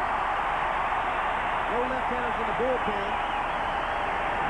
So it's all Storm Davis. So Carter with a chance to win this ball game. 68 RBIs, third in the league. You see the Blue Jays. He ain't going to get a chance to do it. That's very tough. Well, I tell you, when a guy drives in as many big runs as Joe Carter, I don't care if you're right-handed, left-handed, or throw with both hands. It's very difficult to go at him. Joe walked up there looking back at the catcher, knowing that this is going to be the choice that McRae makes. And John Olerud wait for his turn at bat.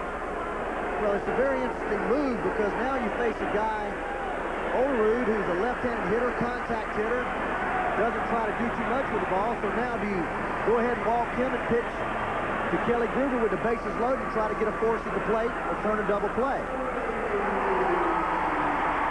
The decision that's going to be made right here.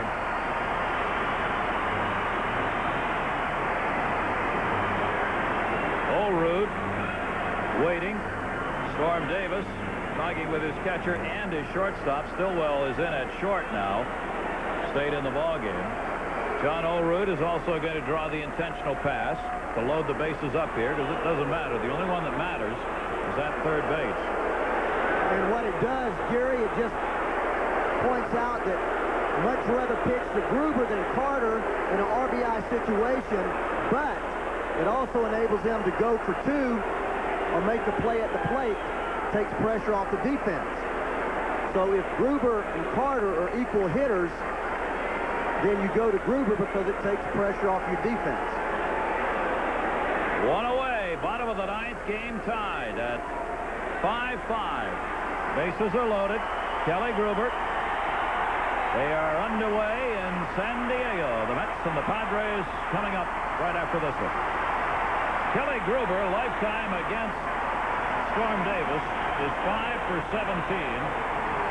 Davis has struck him out 4 times. And the 50,000 plus are roaring at the Dome. And you can also bet with that 130 batting average with runners in scoring position, that we showed earlier comes into play here with Hal McRae, although he's 2 for 5 with the bases loaded. Infield. Drawn in. They want to be able to make that play at the plate here with one away, or be sure they turn two. Well, you see that the second baseman and shortstop are in double play depth. The first and third baseman are playing in. Storm Davis, 0-1 count and 1 out. Outfield shallow. Foul back. No balls, 2 strikes. This shows great confidence in Storm Davis's ability to throw strikes. Every time you walk the bases loaded with 1 out, it's a tremendous amount of pressure on that pitcher to be able to throw the ball over the plate. Storm coming right down the heart of the plate with 2 good fastballs down. McRae, arms crossed, waiting. Will his team be able to have a play? Devon White's the lead runner. Inside, high, and foul back by Gruber. 0-2.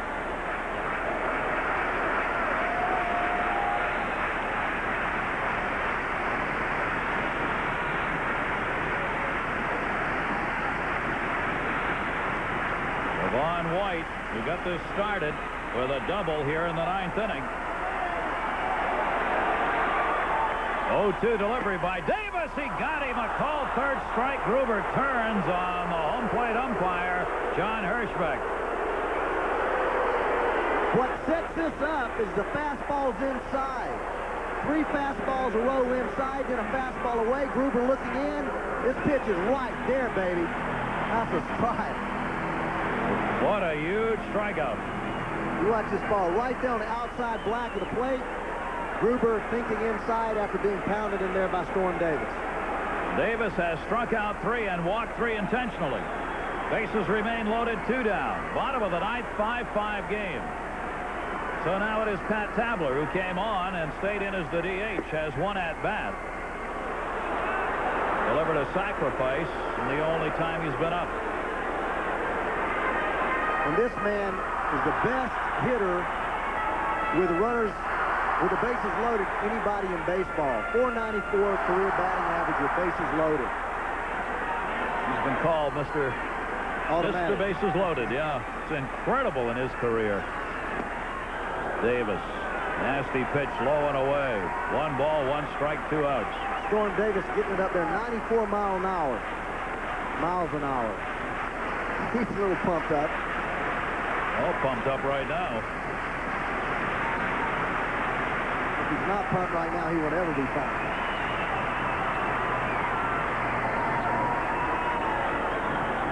One delivery. Inside, 2 balls and 1 strike on Tabler. Well, that's what Pat Tabler gets you. Very patient hitter. Doesn't swing in a lot of bad pitches. Tremendous concentration. Doesn't pull too many pitches. Hits a lot of balls up the middle. Excellent triple pitch hitter. 2-in-1 hitter, 3-in-1 hitter. There's the story right there. The only run that matters is at third base, Devon White. Of course, now with 2 down, everybody's back, infield and outfield. There's White, potential winning run. Bottom of the 9th, 2-1 delivery. Tabler fouled, tipped it, and the count is even at 2 balls and 2 strikes.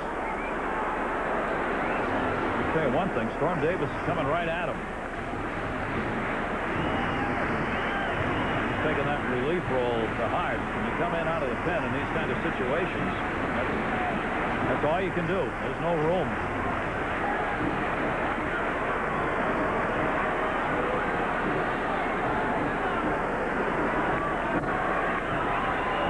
Two balls, 2 strikes, 2 out. Davis to Tabler. Grounded towards first. He's got to get over to cover. Is in time! Great coverage by Storm Davis. Dave Phillips, the first base umpire, double clutched. That's how close that play was.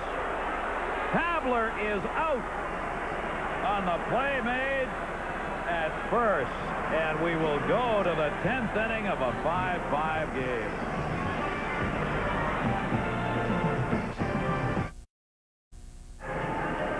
Davey Phillips Phillips singing along with the rock and roll. Boy, did he have a tough call. This is a game-deciding call at first base. Benzinger moving off the bag on the ground ball with Tabler charging, and Davis trying to get there ahead of him. Watch as Tabler slides in head first. You make the call, and watch Phillips, the umpire. Does he start to say safe?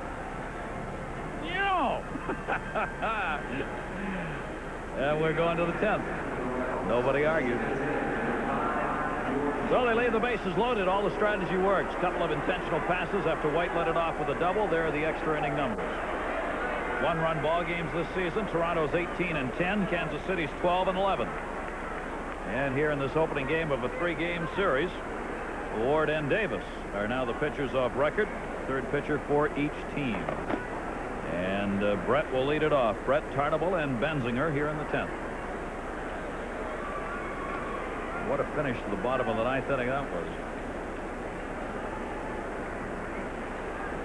This is what Kansas City wanted. They get in to Toronto at 5 o'clock this morning. Won't show up so much here tonight, but they got a day game tomorrow. That's where the travel will catch up with it. The day game after a night game after you got in to see the sunrise. There's Tabler. He did all he could to get to first base. 1-1 delivery, and Brett doesn't catch that one. 1 ball, 2 strikes. You're looking at George Brett there, one of the all-time great fastball hitters, but this ball is up and running away. Still tremendous bat speed there. He went, says home plate umpire Hirschbeck. Brett wants it checked, but that's not the way the rule works.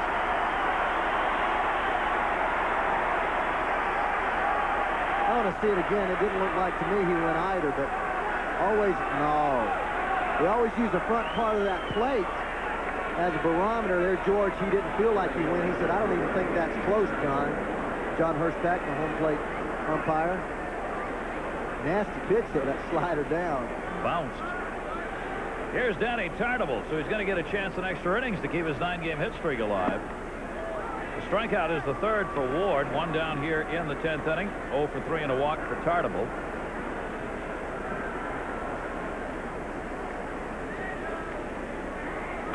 The crowd just kind of settles back and rolls along. Another bag of donuts. Dwayne Ward, first pitch to Danny Tarnable, 97 miles an hour on the Jugs gun.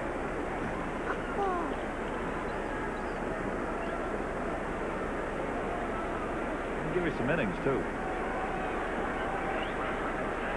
The opposition trying to hit him this season has been virtually impossible. Opponents coming into this game hitting 184 combined off Ward. And he gets it in for a strike. Ward in 65 2/3 innings prior to the appearance tonight had given up only 42 hits. Walking 19 and striking out 81. And he goes.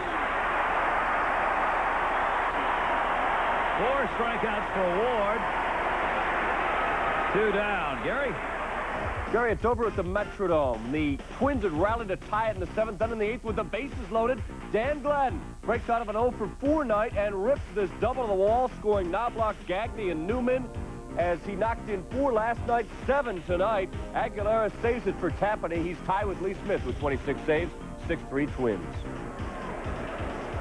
Okay, that's the 57th win for the Minnesota Twins. They are 4 games ahead of Chicago starting the day. Here's a pitch to Tarnable. Tell me if he went. John Hirschbeck seems to be a little anxious. He's not even going across that plate. Do you think he went? I didn't think either of them went, Ray. I didn't either. There's no appeal on those, of course. Once the home plate umpire makes the call, that's it. In either case, on a strike, if he calls it a ball, the defensive team can request that he check with another umpire, and it must be done. Well, you seldom see the home plate umpire do it unless it's really definitive. Both of those are very questionable, and it never hurts to ask. But he's only supposed to call it if he knows without a doubt that the guy swung. And I guess he did, but He did. That's what matters. Todd Benzinger down the right field line. It is deep, and it is a foul ball. Those folks don't get many right there. especially not with Dwayne Ward pitching. No. 1-2 on Benzinger. Ward just watches him walk back.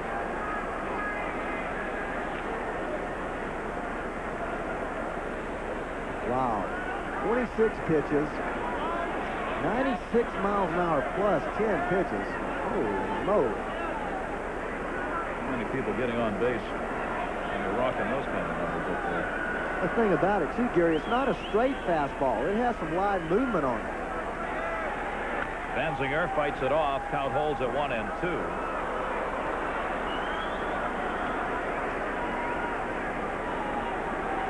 Benzinger has faced Ward 4 at-bats previously, picking up 1 hit against him. Trying to get on here with 2 down. Top of the 10th, 5-5 game.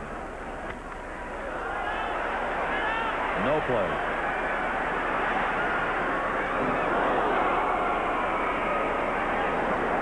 Now stays with the ball and 2 strikes. Cota waiting. Jimmy Key, the starter, went 6 innings, 5 runs on 6 hits. McDonald came on. A couple of innings, no runs, 2 hits. Had a walk and 3 strikeouts, and now Ward in relief.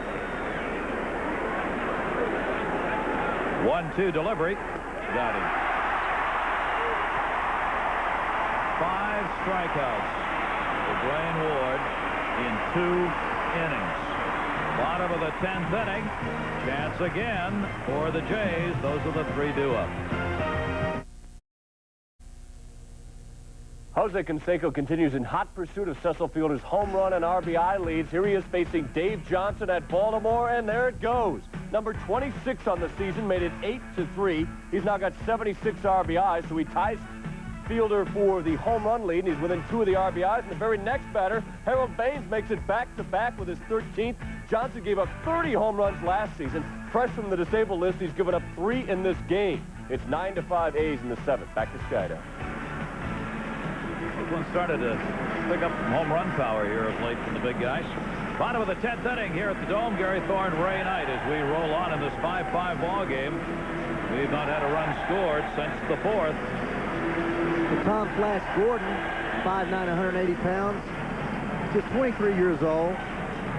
Normally a starter, they have moved him out to the bullpen, been ineffective this year after winning 17 games back in '89 and in 12 last year. 32 games last year. He started all of those games. Been used in relief now for the last 3 weeks. He's not had a lot of work coming out of the bullpen. Now McRae hoping that it will work here. It's his ball club. Fell behind in the first inning, 4-1. They battled back. David Howard, the homer back in the 4th inning for the rookie that tied the ball game up.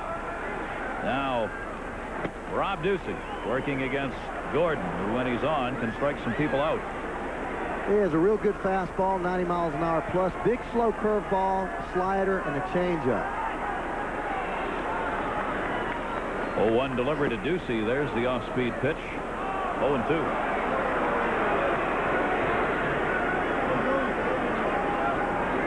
Ducey had a single in the first, a single in the 3rd, and then he flied up, struck out. For Gordon, limited number of appearances, as we said, as a reliever. He's really trying to learn the position. It's only his 6th relief appearance of the year. And he starts it out with a strikeout, 1 down in the bottom of the 10th. Gary, what you see happen so often is guys begin to swing for the home run when it's a tie ball game late. You start seeing a lot of guys punch out. One swing in glory. Yeah. One away, nobody on. Greg Myers. Myers came on and drew an intentional walk in the 8th inning. Storm Davis, 2 innings, no runs, a hit, 3 intentional walks, and 3 strikeouts. He did an excellent job in relief. And Gordon's throwing strikes, 0-2. Gordon had 14 starts, ERA of 4.39. He's up to 104 innings worth. Given up 13 home runs. They've bothered him. 61 walks. Boy, he was talking about Boyd will just kill you.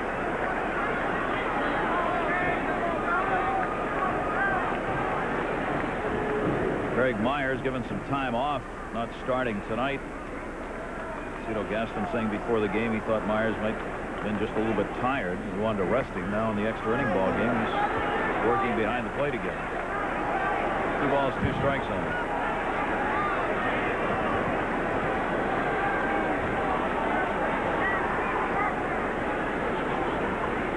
Myers has had a bit of a struggle at the plate of late. That's why Gaston wanted to give him a little rest. 2-2 delivery to him. Popped up, left side, shallow left field. Stillwell, the shortstop. And there are 2 down. As we play here, so do they go at it in San Diego, and we will take you there just as soon as this game has been decided. The Mets and the Padres underway. Mets are leading 1-0. They're in the bottom half of the second inning. Second half of our doubleheader on ESPN. Steve Physiog, Dave Campbell are there. We'll take you there just as soon as we're done here.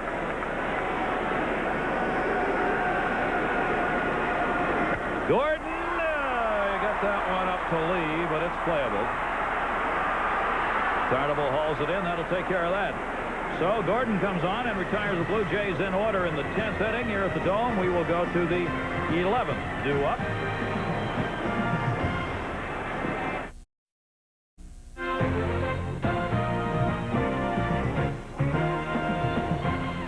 ESPN Major League Baseball is brought to you by Miller High Life. Buy that man a Miller. Buy that fan a Miller. By Ramada. Ramada for the people who get it done. And by Upper Deck. Nobody does baseball like Upper Deck. And we are doing baseball here as we go to the 11th inning, game tied at 5-5. With Ward and Gordon, the relievers. There you see the lineup card as the changes are being made and players being scratched out so that the managers know who they have left.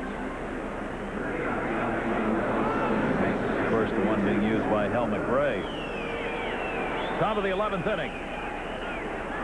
Ward, no walks, 4 strikeouts.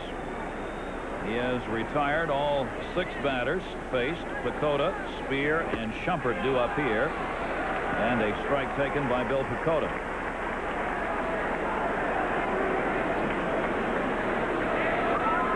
Second inning, 4th inning singles for him.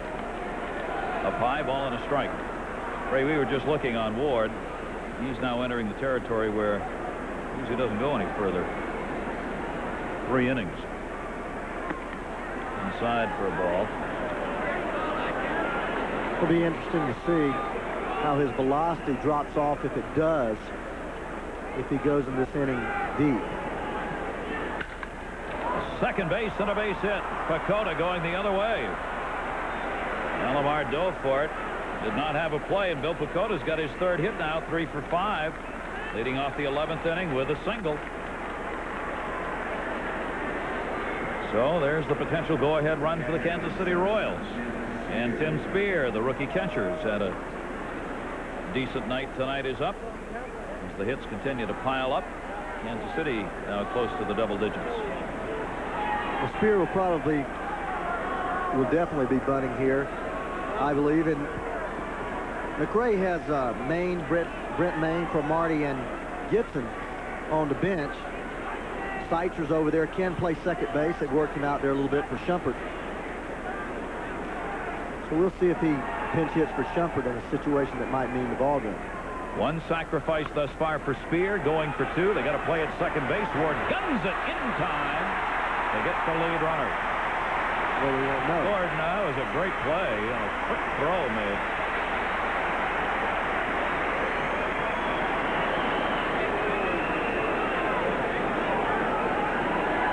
Spear bunts the ball right back to Ward. Ward comes up short, hops it, and just throws a BB to second.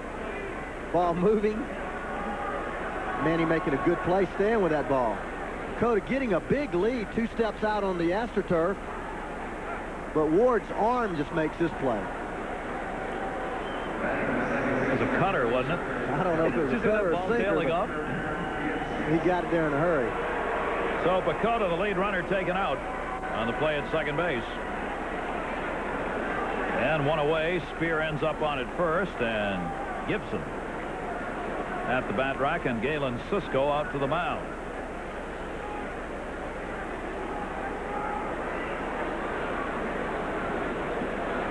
Kirk Gibson's going to try and add to his list of heroics here. Let's go out to talk about how they want to work to him here.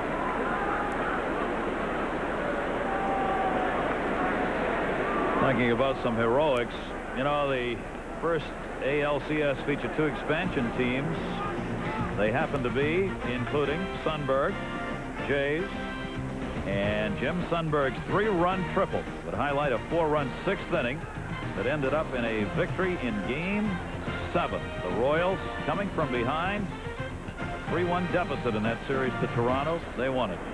Gibson knows all about those kind of heroics. He's been there before for those infamous World Series hits and home runs and double clutches around the base paths. Now Gibson up here, runner at first base, 1 out. 5-5 in the 11th. Taken inside, ball 1.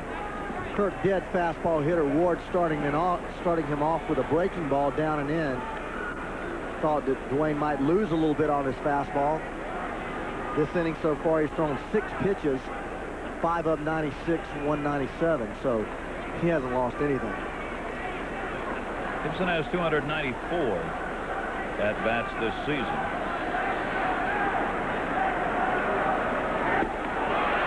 Something off that one.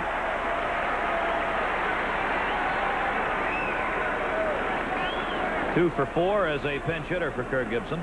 We respect Kirk Gibson's ability to hit the fastball. They're a breaking ball that moves straight down. That may have even been a changeup. He hasn't thrown very many changeups, but that ball went a little down. Most of his sliders break down and in. He's faced Ward 4 times, 0 for 4. That's working. That's moving just like a split finger pitch. Nobody said he had a split finger pitch. Man, that's scary. That's all he needs, right? Penn just kind of sitting back and enjoying it. That's the way it moved. Jim Acker on the left and Tom Hinkie on the right. 1-2 the count to Gibson. Runner at first. Did he swing? No. He did not hit the baseball. And the runner will move down. That just bounced. So that puts Spear down at second base on the wild pitch.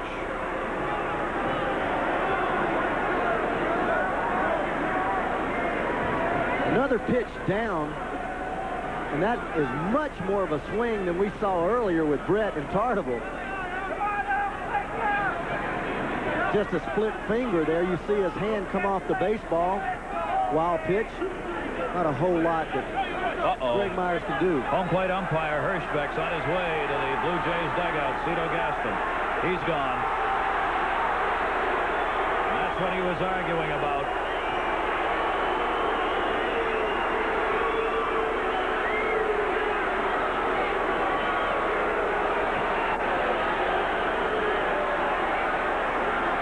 Ray, I did not see a request that swing be appealed to the third base umpire.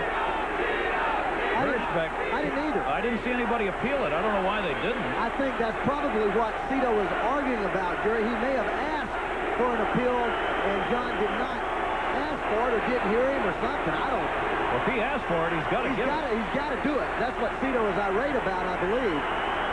We saw the replay. That was much more of a swing than either Brett or Tartable took. Gibson going way out in front of the plate, trying to check that swing. And Cito, one of those guys that doesn't get mad very often. He's mad now. Davey Phillips, first base umpires, moved in between them. Gaston's already been thrown out of the game.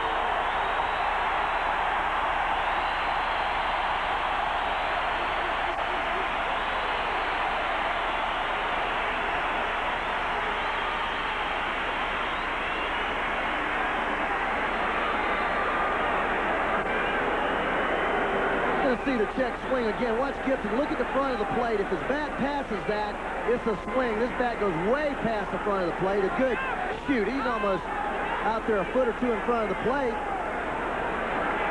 And I don't know if John just didn't ask or what.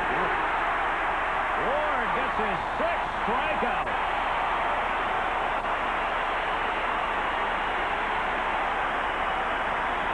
And there are 2 down. He has tied his season high of 6 strikeouts. We mentioned earlier his longest outing this season, 3 innings. He's done that twice. He had 6 strikeouts in a 3-inning performance back on the 18th of June. Now he's got 6 strikeouts, and he hasn't reached 3 innings yet. Gary, he went straight to the breaking ball with Kirk Gibson, throwing 6 straight breaking balls, not even showing him the fastball. Kurt Stillwell, runner still at second base now. The person at Tim Spear. Ball 1 on that one, 2 down. We have a 5-5 game here in the 11th inning. Stillwell, lifetime against Ward, 2 for 12.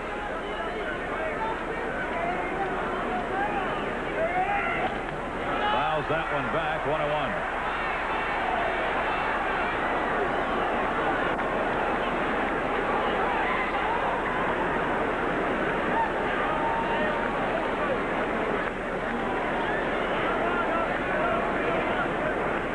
Assuming on that Gibson question of the swing that they must have requested the third base umpire, whether or not he went around, and we just didn't see it. 1-1 delivery. Outside corner, just missed. 2-1, and you saw John Hirschbeck's shoulder start to fly out in a strike motion. It's a little tough here in the 11th on everybody. 2-1.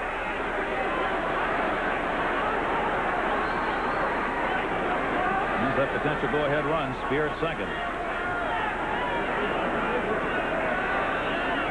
Stillwell waiting. This is inside. 3-1. Well, the fans are going to be all over him. John Hirschbeck, one of those guys that gives everything he has. Works really hard behind the plate. One of the umpires I really have great respect for, Gary. When I came over to the American League, I had a little tough time adjusting to the umpire. Ward with a 3-1 delivery. Chopped towards the middle. This is going to be a very tough play. No play. Infield single. Staying at third base is Spear. It's one of those carpet hits, first and third. Gary? Gary, a wild one at Baltimore. We showed you all the A's home runs, but with the bases loaded, Dwight Evans pinch hitting off Gene Nelson. And it's just inside the foul pole, a grand slam home run. Home run number 383 of his career, his 6th career grand slam, and the A's have blown a 6-run lead. It's 9-all in the 8th. There you have the story of the Oakland A's right now. Their bullpen, which was untouchable last season, is touchable this year. Oh, they are. Eckersley's given up home runs. Nelson, a guy that always has gotten to Eckersley, but with a 4-run lead, you don't go to Eck. But maybe they should have. Jim Eisenreich getting his second at-bat, came on and grounded out in the 9th inning when he was the pinch hitter for Gary Thurman. Runners at first and third, 2 down. Spear is the lead runner. Stillwell picked up the infield single. He's at first. 2 away, 5-5, top of the 11th. Eisenreich trying to get that go-ahead run home here. 2 down. Ward's delivery to him way inside. Play made by Myers. Joined us late, and you could have. It's been a 5-5 game since the 4th inning. Defense, Kelly Gruber there. Eisenreich being a very good runner with good speed. Just a couple steps behind the line. Everybody else straight away. 2 for 7 against Ward. Eisenreich. 1-2.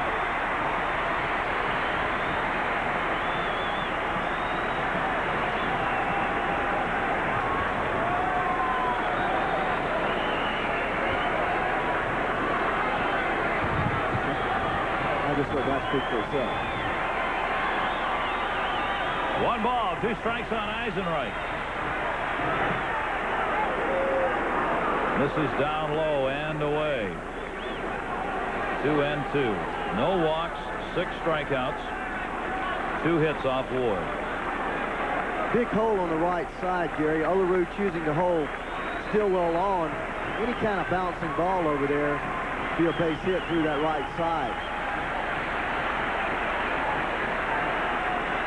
Eisenreich waiting.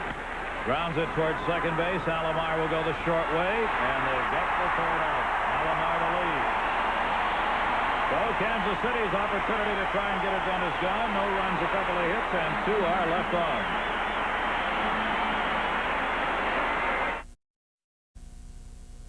Tight pitch game in Texas. The Rangers and Tigers tied at 1. We take you to the 8th with Dean Palmer facing Paul Gibson. He pops it up. Juan Gonzalez at third. Travis Fryman somehow loses the ball at 10:15 at night. Picks it up. He's going to try and get Gonzalez at the plate. Too late. They've taken the lead 2-1. Then with 2 out in the top of the 9th, Fryman homered. It's tied. We go back to Skydo. Thank you, Gary. And here, biggest crowd ever in a regular season. Few of them have left, but we're still here in a 5-5 ball game. Bill Picota's moved to second base. Kevin Seitzer's come on to play third. Gordon is on in relief. He retired the side in order in the 10th. Works here to the top of the order. Devon White, Alomar, and Carter.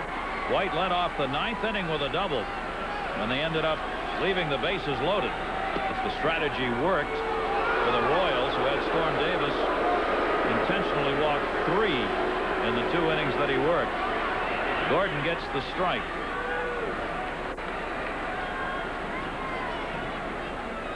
White's going to do it again. Same place he hit it in the 9th. Cut off this time by Tartable, and a leadoff single for Devon White. He's 3 for 6.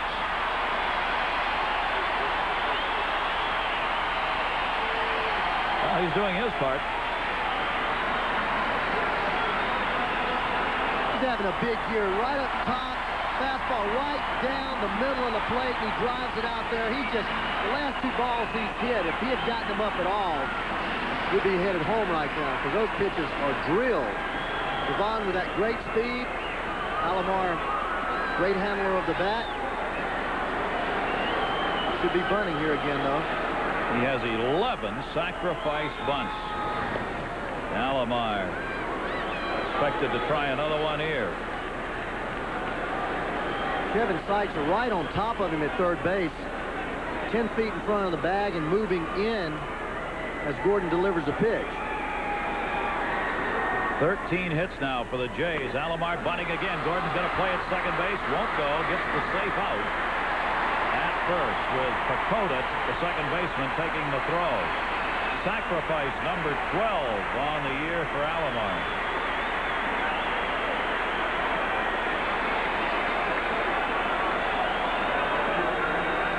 That's a winning run at second base. 1 out.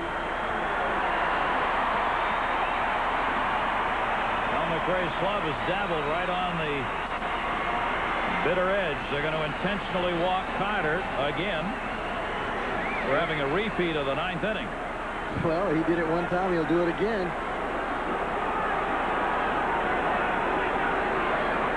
Acting manager Galen Cisco for the Blue Jays.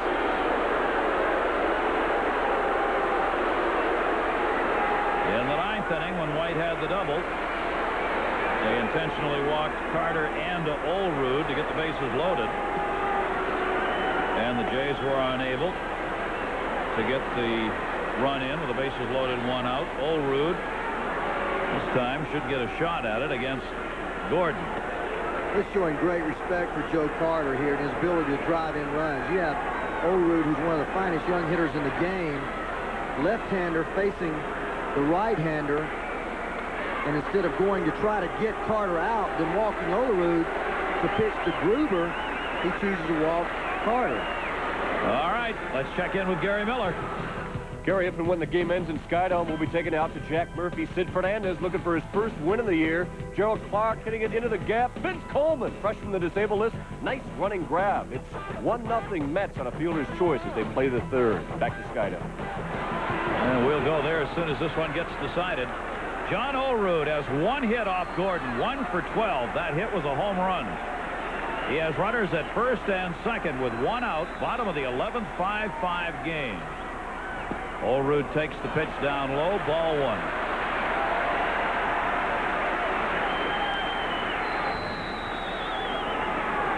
That has continued what has been a troublesome spot for Olerud, moving people around. He's got 2 on here. The only one that matters right there. White with great speed at second base. Olerud takes it up high. Ball 2. You're not going to get him to chase too many bad pitches. John Olerud, very patient at the plate.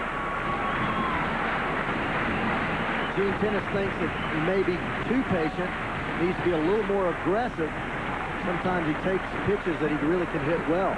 He gets in a hole. 2-0 count. Gordon, will he come to him? 3 balls, no strikes.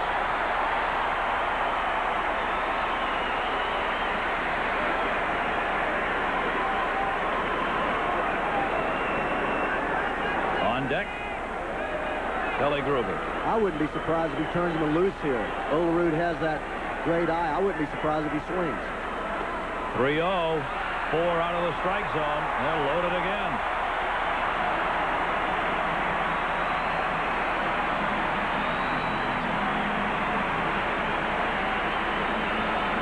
Talk about living dangerously. Matt Dobson, the pitching coach, on his way out now for Kansas City. Bases loaded, 1 out. Jays needing just that runner at third. Devon White again to cross the plate, and this ball game will be over. Well, control has been Tom Gordon's problem all year, Gary. You mentioned that. 61 walks in 104 innings. Almost 4.5 walks per 9 innings. No room here, and he faces Kelly Gruber. Gruber came up with the bases loaded in that 9th inning and was called out on strikes. So he gets a second chance. Gruber doubled in a run in the first inning, had a single in the 8th. Bases loaded, 1 away. Anything that scores that runner and the ball game will be over. Everybody's moved in, infield and outfield. Kelly Gruber, deep to left field. If it's fair, it's over. It is a foul ball.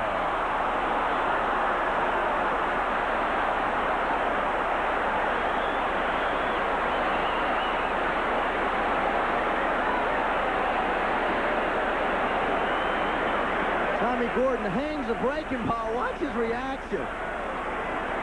Oh, goodness. Oh, goodness. Good foul.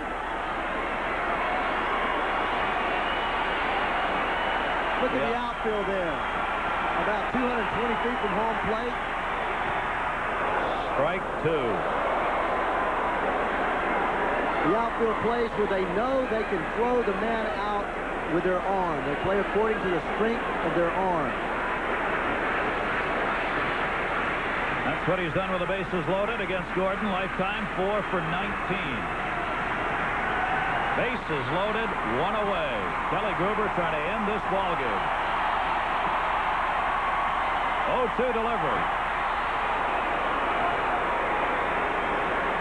That's where you earn your money in the major leagues. When you take that pitch.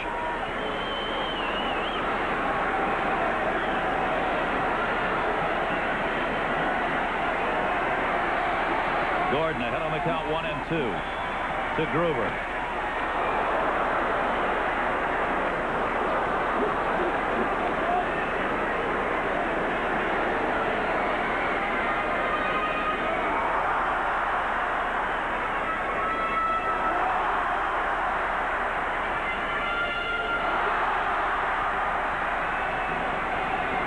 Again, the 1-2 delivery. Gruber fouls it off. White blasting towards home plate from third. Anything hit.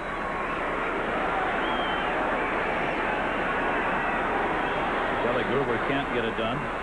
Pat Tabler's waiting again.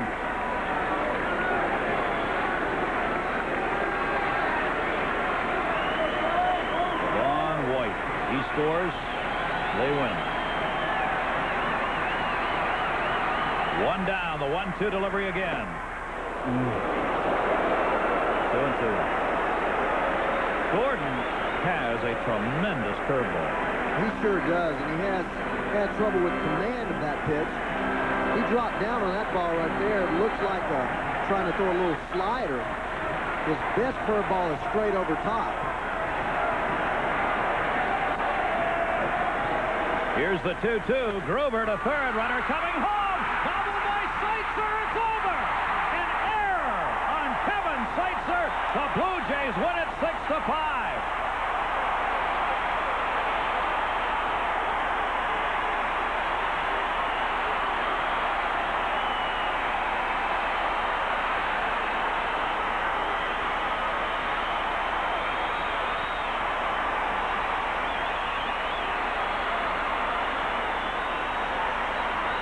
Seitzer put in the 10th inning as they made the shift. Sit over that bench for 3 hours. They always say it's tough to pinch hit, but let me tell you, it's tough to play defense when you sit over there for a long time. Breaking ball hit hard to him, tries to make the play, booted it. Blue Jays win. Wow. Tough way to finish for the Kansas City Royals as they lose it 6-5 on this play. And you see he had plenty of time to get the ball to the plate to get the out on White, but he couldn't do it. So they win it in extra inning. The victory goes to Ward. His record now goes to 3-3. The loser is Gordon. He is 5-9. For Ray Knight and all of our crew here at the Dome in Toronto, this is Gary Thorne. Hope you enjoyed it. Blue Jays win.